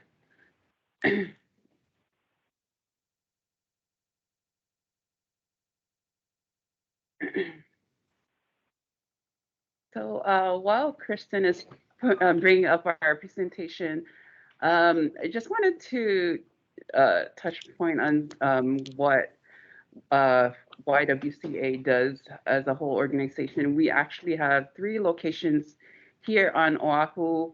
Our main location is here on the Richard Street next to the Iolani Palace, as well as our Kokokahi location in Kaneohe, which is mostly camping grounds, and there's also a school for girls there. And then our third location is our Makiki location, which I'll be speaking mostly about today, and which is where our transitional housing and also the work fellow program for women is located. So the YWCA has been a transitional housing for women since 1908. And you can see on the top, that's our first location. It was actually built in 1921. For those who are on Oahu, that location is actually on Alakea and Alapai, where the new bus transition is located right now. And then the bottom is a picture of our current facility, which is right next door to Punahou School. And in 1952, that's when we actually moved to the Makiki location, where it is stands today. So despite in the new location and most recent renovations, the rich history still influences the supportive environment and homely feel of the Fernhurst of this today. This facility is entirely mission oriented and dedicated to empowering women successfully transitioning from prison back into the community. Next.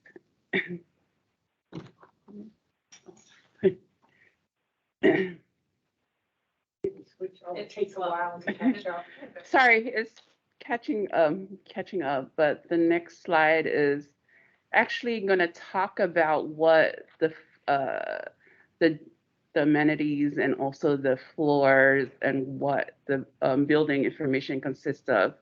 So the address, as you can see, is actually in Makiki, which is the 1566 Wilder Avenue. And the building, it was actually built in 1951. And it is a 3-story concrete building. First floor is common areas. There are also offices on the first floor, and along with a computer room, which is not on the slide. Second and third floor is residential, and we are also fully ADA compliant. Bedrooms, there are 42 rooms, 82 beds, including 2 ADA compliant rooms. The amenities that we have at the facility is we recently just opened our home style kitchen. That was last year. We're actually going to have it blessed next week. And then we also have a serving kitchen, dining room, laundry room, computer room, a lounge, outdoor patio, along with a community garden and parking. On the second and third floors have 20 bedrooms. There are 40 beds in each room. You can see on the bottom picture there are 2 separate beds, and there are also 2 separate closets for each resident. And we also provide 3 meals a day for our residents reach our breakfast, lunch, and dinner, and also a to-go meal and a save-a plate. So this next slide, we're going to talk a little bit about our work furlough program, which is Kahale Oala Ho no Navahine, or translate into the home of reawakening for women. In July 2015, we actually welcomed the state-only community-based work furlough program, which was actually at TJ's before, TJ Mahoney. And through this, we were awarded a contract with the PSD, and we received the women from Women's Correctional Facility. And our fellow residents, when they come to us, we work with them to accomplish attainable goals and build resiliency, learn to manage emotions, and make positive changes. We provide the residents with support necessary to gain and sustain employment in effort to eliminate an inclination to return to criminal behavior for economic reasons. Additionally, our program model is gender responsive, trauma informed, and culturally sensitive. So in our with the women, they actually stay with us up to 6 months, but it all depends on when their minimum is up as well. So we don't really have a say in that, but that's how long mostly they are with Fernhurst. Next slide. Just pushing these forward because it takes so long. Yeah, don't mind. Okay, thank you. So next slide, we're just discussing some of what we do at Fernhurst. This list doesn't really cover everything, but we just wanted to put it into you folks, radar on what we actually do. So for our work furlough, the services that we provide is they are in a residential setting located in Makiki. We provide case management, employment, vocational, educational counseling, life skills, Ohana. We also provide the Ohana cultural components, peer support, leadership and mentoring, and enrichment and community service. We also have program highlights, especially with our women. We encourage them to do, to go out to the community. So and they like to see when they're highlighted. So we do monthly meetings, and we actually recognize who's someone who hasn't had a written up or got a new job. Those are things that matters to them. So some of the highlights we usually bring up is create a positive new memories, recognizing positives in the storm, translate weakness to strengths, managing overwhelm, self-regulation, and when transitioning. And like I mentioned earlier, we have our other program, which is Dress for Success at our downtown location. It's fine. That also provide our women with job readiness and navigating employer benefits, financial literacy and budgeting, job retention, and personal coaching. I think that's an important aspect, that you have the services at the YW in town to support what's happening at Fernhurst. Yes. Where I think it's very important. Yes. And so we also have another program, which is our transitional housing program, which was launched in 2006. So this program, most of our women that we house in this program are just as involved, either our pretrial with the federal or state, and also probation, drug court. And we also have women coming directly from our work furlough program. So during this program, we do provide them with case management services, and also work with them on finding housing, which is the main goal of this program, and also saving money.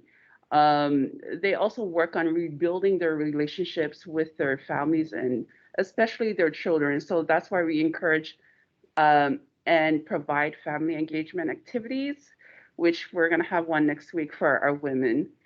And last slide is we can't do this work alone. So that's why we have a list of our community partners that we work with, which is Aloha Medical Mission. Our women come to us, they don't receive the proper dental and they need work done. So we refer them to Aloha Medical Mission. Waikiki Health Center, they help us with getting them their bus passes, and also Action with Aloha, HCAP, Helping Hands, Clearinghouse, MEO, IHS, Rent to Work is a city and county. They help our women find housing, and also Touch a Heart, Goodwill, DVR, HCAP, Lance Crafters, which is one of our main partners as well. Our work fellow women, we do refer them to get their eyeglasses, and also Parent Line. So that's some of our partners, but we do have a comprehensive list of who we work with. Like I said, this is not a one-man show. We do get a lot of support from our partners who are along the same path as us, that are willing to see our women succeed in the community. And we definitely appreciate what they do for our women. And then last but not least, we wanted to say thank you, mahalo. And as you can see on the bottom, that's our mission for our program, is to empowering women to successfully transition from prison to the community. Thank you.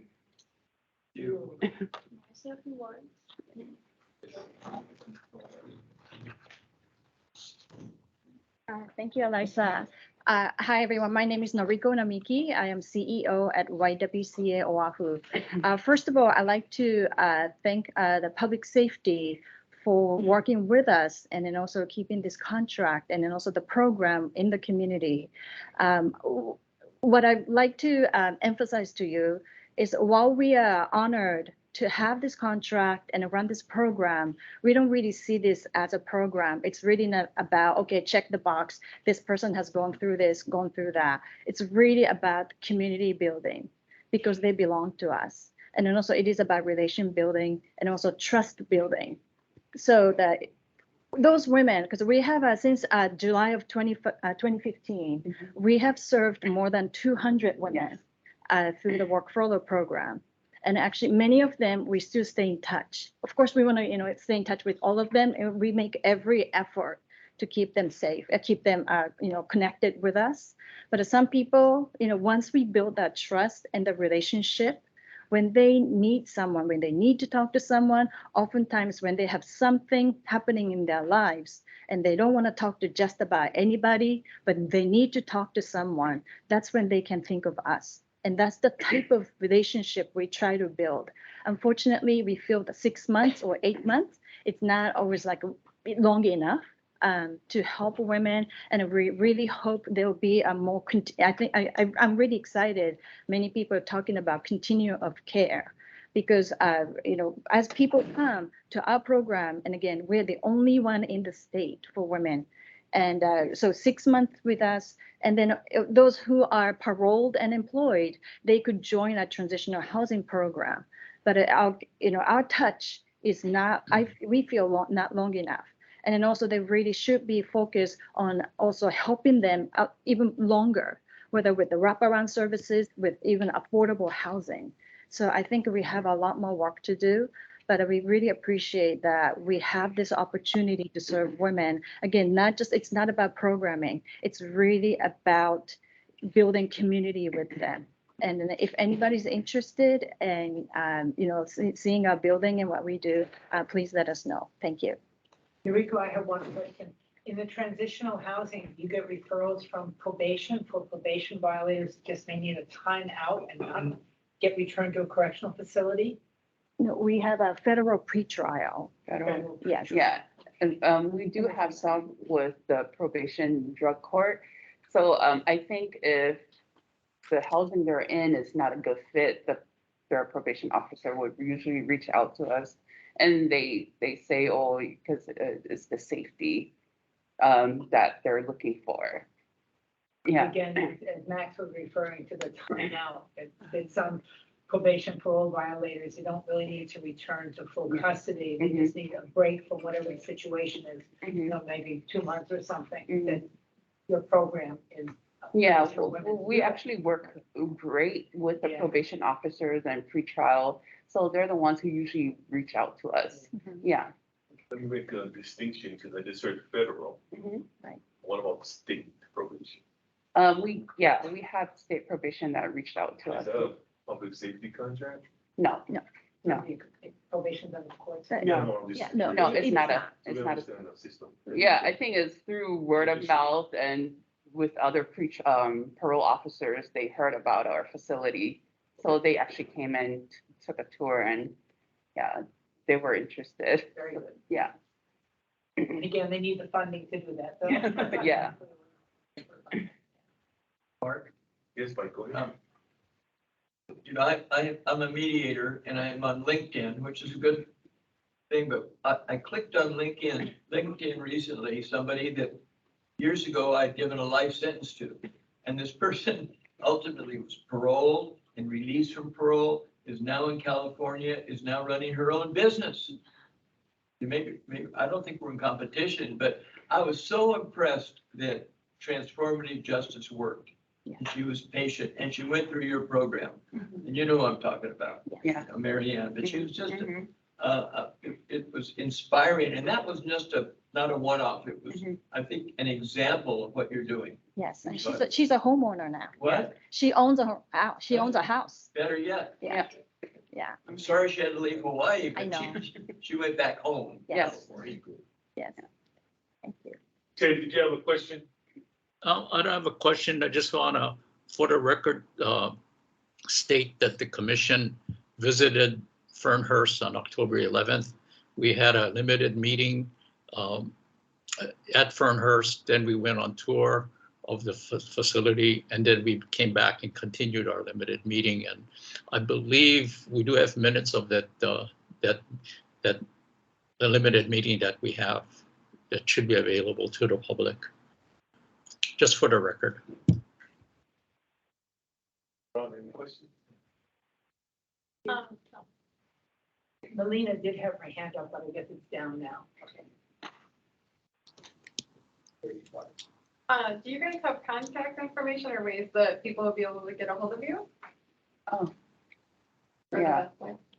Okay. My email is askelton, SKELTON @ywcaoahu.org.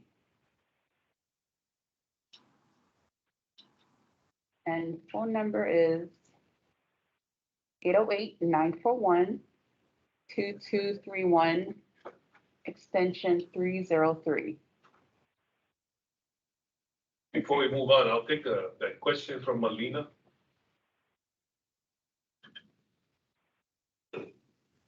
Hello, Rika.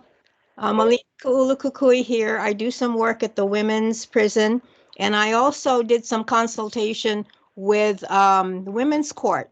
And I'm wondering to what extent you're having conversations with the women's court people, and whether or not that's appropriate to have with respect to some of the services that they can refer to.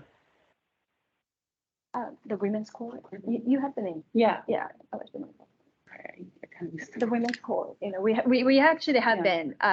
Melina, are you referring to the three the new legislation that passed? Correct, and that the women's court is about ready to unveil its program. Yeah. Yes, we have been in touch, and we have been part of the conversation with the women's court, and Elisa attends the meeting. So yes, we have been informed, and then we are willing to provide any services. Yeah. Thank you. Glad to hear that. Yeah. Thank you, ladies. Thank you. Thank you. For hosting us, and we'll be in contact. Thank you. Thank you. Thank you. Thank you.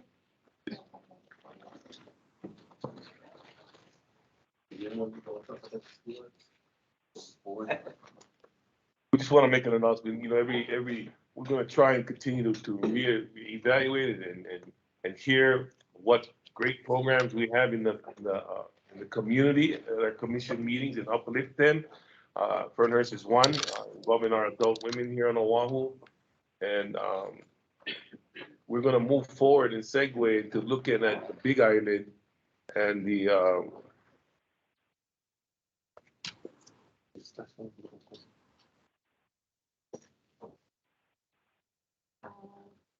Justice Involved Homeless Intergovernmental Collaboration. yeah, okay. So less touched on this, yeah? Yeah.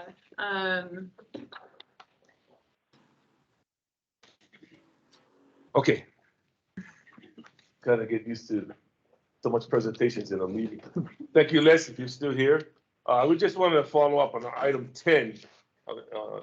You know, we've had Hilo, the Big Island in Hawaii County on our minds a lot. The commission, as Christian has been sharing, she has been flying there every other week to follow up on a lot of our initial report that she submitted.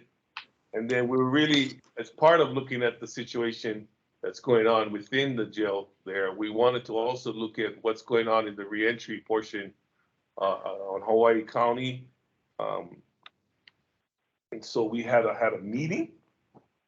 Ted, did you want to say anything on that before we begin? Well, yeah, I think Les had explained earlier. Basically, Les wants to take advantage of some federal money that the county of Hawaii has come into and pulled together a various stakeholders around the issues of homelessness, mental illness, and substance use, and justice-involved clientele. And I believe he was asking to either for our support or for our partnership. And so Les, I think that's basically what you're looking for. Yes, and then just to clarify, it's not federal money. It's actually county money from a second-tier tax. A bill was introduced. Oh, better, yeah. Wow. Yeah, it was the county council introduced a bill. Now it's ordinance 2226. It allows for county money for, I think it's from a pot of about $9 million estimated every year for 5 years. And the ordinance is to focus on homeless and homeless services. So homeless services and housing is actually what it's for. So a lot of stakeholders had gotten together and they had come up with different priorities. The number one priority is permanent supportive housing. Number two is actually centered around rehabilitation with substances, so detox.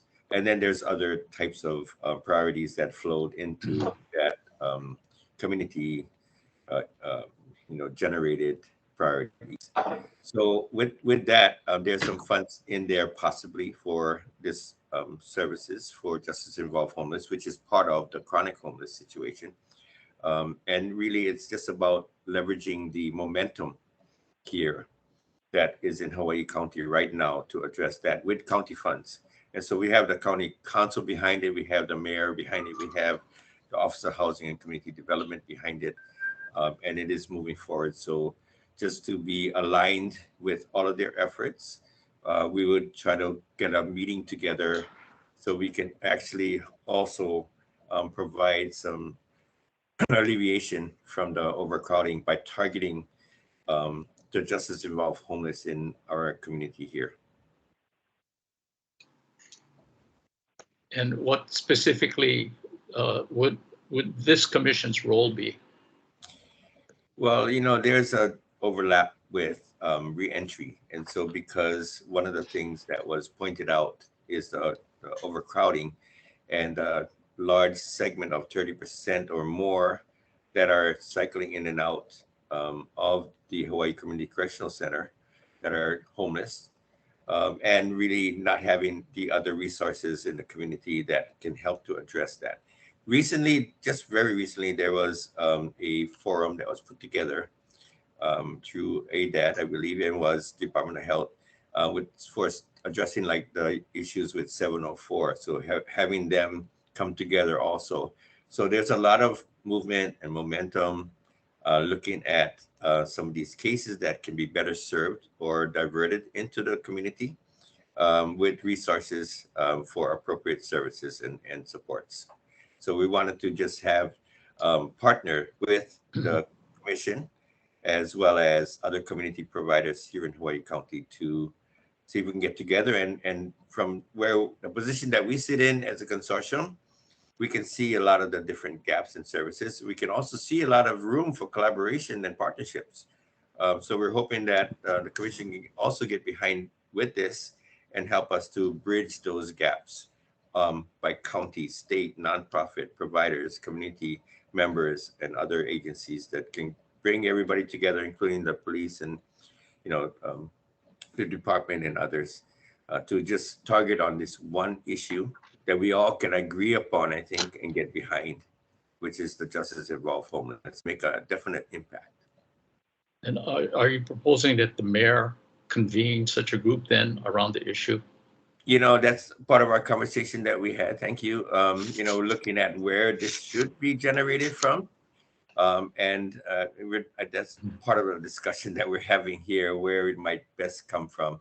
And then I think at this point, because it's just such a large overlap, we certainly would, as a consortium, get behind it. I don't know where the best place to generate it from to get all the stakeholders committed together, because I think that's what we really need is a commitment to get everyone together. Okay. Yeah.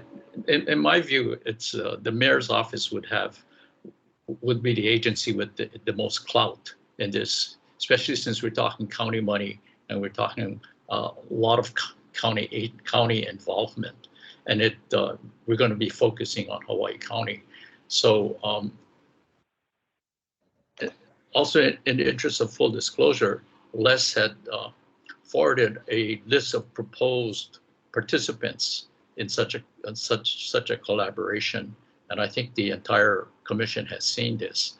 And what I would like to do, Mark, is move that the commission support this effort by writing a letter to the mayor indicating our support, but also asking that the mayor, urging the mayor to convene such a group. And I second that motion. Yes.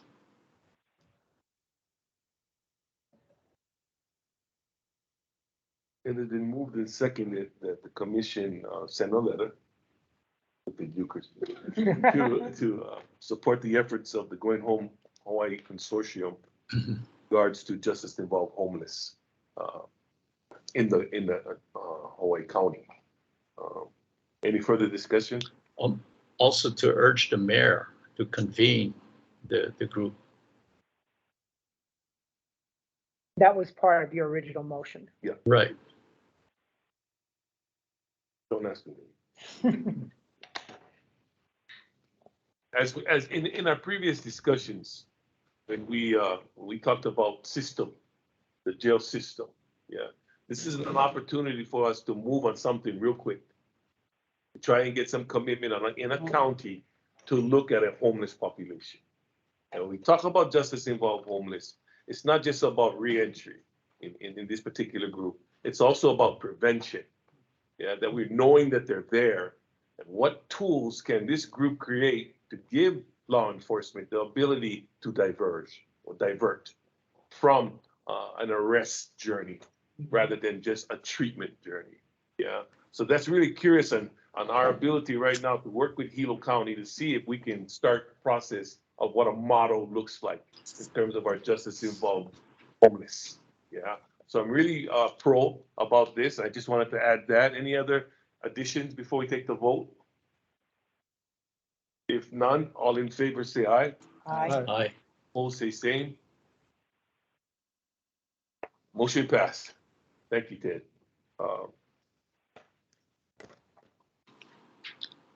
Did we, there was some discussion on whether or not we would want to go down and visit some of the programs that have been presented, Ted? You know, the Big The Island. going home programs on the Big Island? Oh, yeah, yeah. I think it was our discussion was more than just the going home programs. Like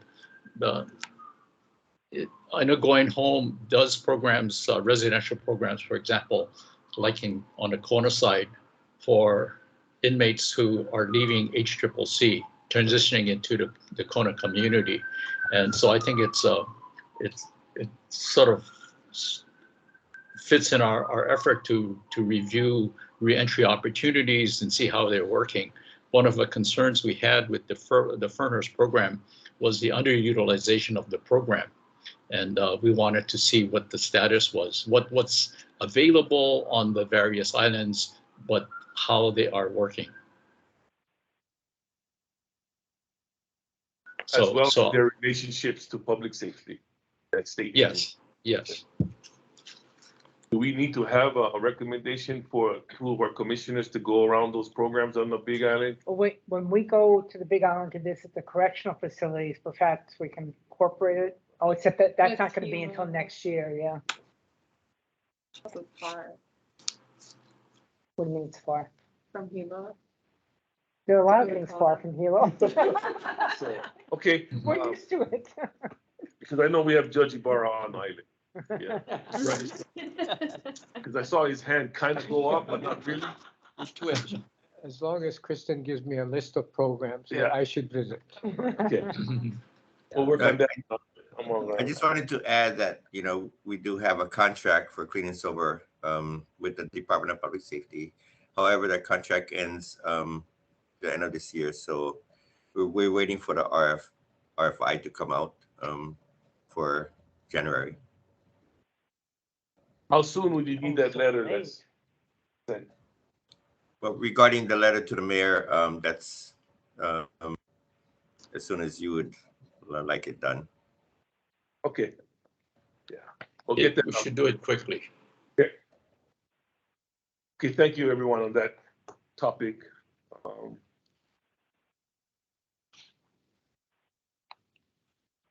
Item number 11. Hi, Max. Sorry to keep you guys so long there. Yeah, we are ready to hear any updates you have on COVID at this time. As of October 18th, we had 17 inmates at OCCC that were active positive cases. We had one staff member at Kulani Correctional Facility that was also positive. We have no other active cases in any other facility, including Arizona. We had no hospital admissions to COVID test. Vaccination numbers. Hawaii, these are again cumulative totals, 3,696 that received the full dose, the final dose. And the first booster, 1,363, second booster, 167, the bivalent booster, 35. That's for Hawaii facilities. Arizona, the final dose was 949 and I boosted 1,087.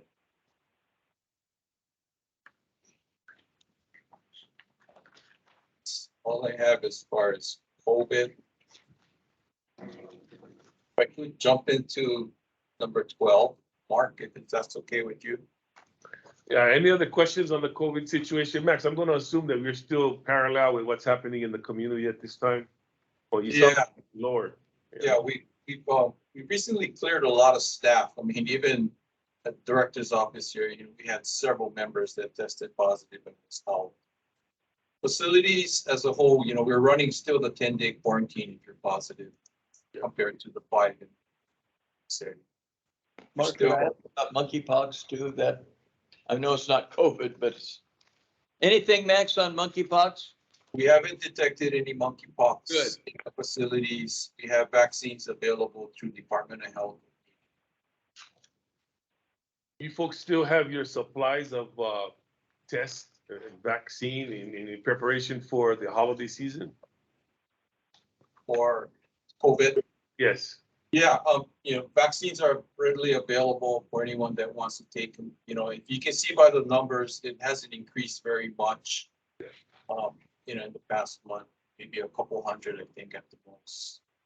Inmates are still getting the financial incentive for any booster that they take. So. Okay, Max, we can move on to the mental health. Mental health. So some of the RFPs that we've issued recently. So let me just run down the list. We issued reentry circles, RFP, and RFP closes tomorrow, the deadline for submission. We have an outstanding RFP right now for intensive outpatient substance abuse treatment. That closes on the 25th of October. And we have consultation services to conduct examination and analysis of our mental health system. And that closes on the 26th of October. We're soliciting services out there. We also want to report that we have openings for wardens. A lot of our wardens are retiring because they can and they want to, and they've earned it. It's a very hard job. We are presently screening and will soon interview positions at Halava Correctional Facility, Women's WCCC, and KCCC. We have lists for those and be making a selection hopefully shortly. We anticipate vacancies by the end of the year at Maui and CCC and Kulani. So if you folks know anybody out there that qualifies and want to really make a difference in the correctional field, please have them apply for the job. We also will be doing, yeah. Is that on your website? It's DHERD. It's on DHERD's website. Yeah, we're doing external and internal. We're doing groundbreaking at MCCC later part of November. This is for the 32-bed mini dormitory for women. The project is expected to take a year to be completed. The last thing I wanted to report is that the Hawaii Paroling Authority, we worked with the Hawaii Paroling Authority to get out parole guidelines. And while it's not in law or it's not in admin rules, I think it's a very important memo that they have issued, basically saying what they're looking at as far as criteria. Judge Town, you may agree with me that sitting on the parole board, sometimes you got recommendations that come from various angles. You got case managers making one recommendation, the parole officer making another, an attorney coming in with another recommendation. So this is a way for everybody to be on the same page. And it's very general, misconducts. They're looking at behavior, progress, program completion, participation in furlough, and of course, the validity of the parole plan. So I would encourage that you both reach out to Fred to see if he would like to talk to the commission in the future. But it's a very simple document, but I think this puts everybody on the same page, including the inmate, as to what they would need to do to get home. Max, I really agree. I'd like to see it. We are the only state in the union where the parole board sets the minimums. So I think that's odd. Usually it's the judges. I understand it's controversial, but what Kristen was talking about 2 Fridays ago, Judge Ibarra and I were on that panel. No, it wasn't. So thank you, Max. I look forward to reading it. Max, I have one question about programming. If the offender or the inmate is not able to access programming because either there's no space or it's not being offered, how is that being handled where it's not the fault of the inmate of not getting the programming done? Yeah, so again, it's the severity of the type of programming that they need. And it would be up to the paroling authority whether or not the inmate can get the programming on the outside. parole board has been very generous, during the pandemic to allow inmates because our programming stopped. The inmates needed a certain type of treatment that was available on the outside. Then the parole board would grant them parole, and that would be one of the conditions. Okay. We're also taking a look at services that we provide, whether or not there are backlogs, and if there are backlogs, then of course we need to increase the quantity of services. Okay, thank you. Any other questions for Matt? I have, Mark. Okay, Max, thank you. First of all, I recall when you were with the ISC and Ted was the director, you folks had the list to the judiciary on people that were incarcerated, and the status, the next court hearing day, the reason they're incarcerated, pre-trial, post-trial. Are you folks still sending lists out to the judiciary, to keep track of those incarcerated? I'm not sure, Judge, if we're still doing that. I know we're doing the 90-day reviews now based on the law. So we're doing the 90-day reviews and notifying the courts of any significant changes. Yeah, I not only the 90, I understand that 90-day pertains to pre-trial, right? Yeah, pre-trial. So what I'm referring to, way back when you folks were, when we were way back, you had a list of inmates that says, okay, next court hearing date for motion, they're in there for pre-trial, for example, trial date was given. And so there's court dates which a judge can look at. And I used to hand it out to all the judges as a reminder, these are your cases, these people are in lockup, focus on them. Right. So they don't get lost in the system. So I'm just inquiring whether you folks continuing with that. I think it's a good check for you folks and the judges. Yep. Okay, I'll look into that, but this is from Intake Service Center that was generating this list? I think it was from public safety, because what you folks had in the jail, as far as a list of people in the jail with their next court appearances and things like that. I'll look into that. Yeah, thank you. The second thing I want to thank you, I know I spoke with Chief Judge Kim. Yes. On the Third Circuit, and he mentioned about a judge's visit. We're waiting for you. Yeah, okay.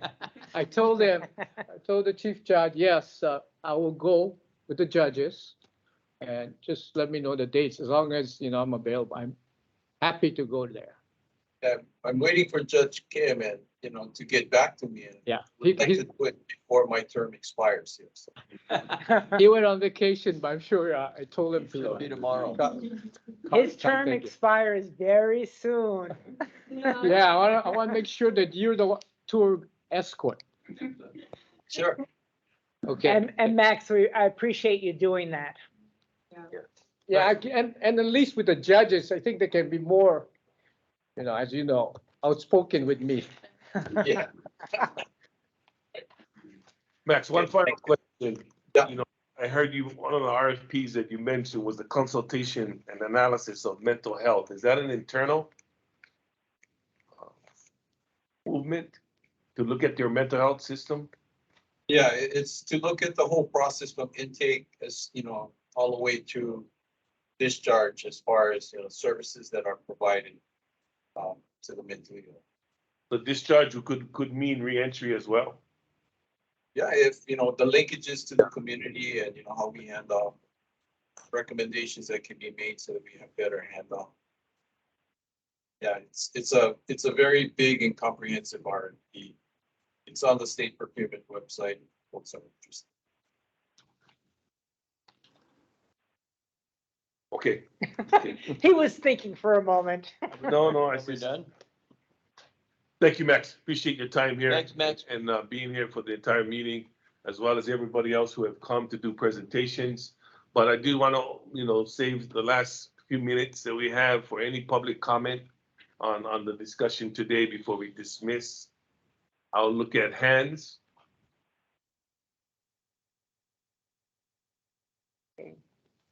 Nothing. Okay, we don't see any. Hello, Kat. Kat. Keep it short. Oops. Aloha. I'm sorry that I've been off camera, but I've been sick all week and I have this horrible cough and I didn't want to interrupt the meeting. But thank you so much for this incredible meeting full of information. Mahalo. Thank you, Kat. Get well. Okay, everybody. One thing we know now that we have staff that our meetings are longer. So I don't know if that's positive or negative. Nice. Gonna miss those 45-minute meetings. But as you can see, a lot of information, yeah, and I think we're moving. We're moving after you know what happened at COVID and now kind of post-COVID, we're moving, and as you can see, it's a lot of information and how we kind of gotta just focus on particulars, but everything's gonna touch everything. Is the way I look at it right now. So just thank you for your dedication, for being here and joining us on these meetings. Thank you, commissioners, for your commitment. And I just want to wish everybody a good rest of the week, and we'll see you November 17th. Yeah. No, I think it was. No, that's what's funny. Hold on, please. November 17th. November 17th. Martha's always right. We just need to accept. Thank you, and Thank you. aloha. Thank you, Lisa. Bye, Patrick. Thank you guys so much. Bob, you ready?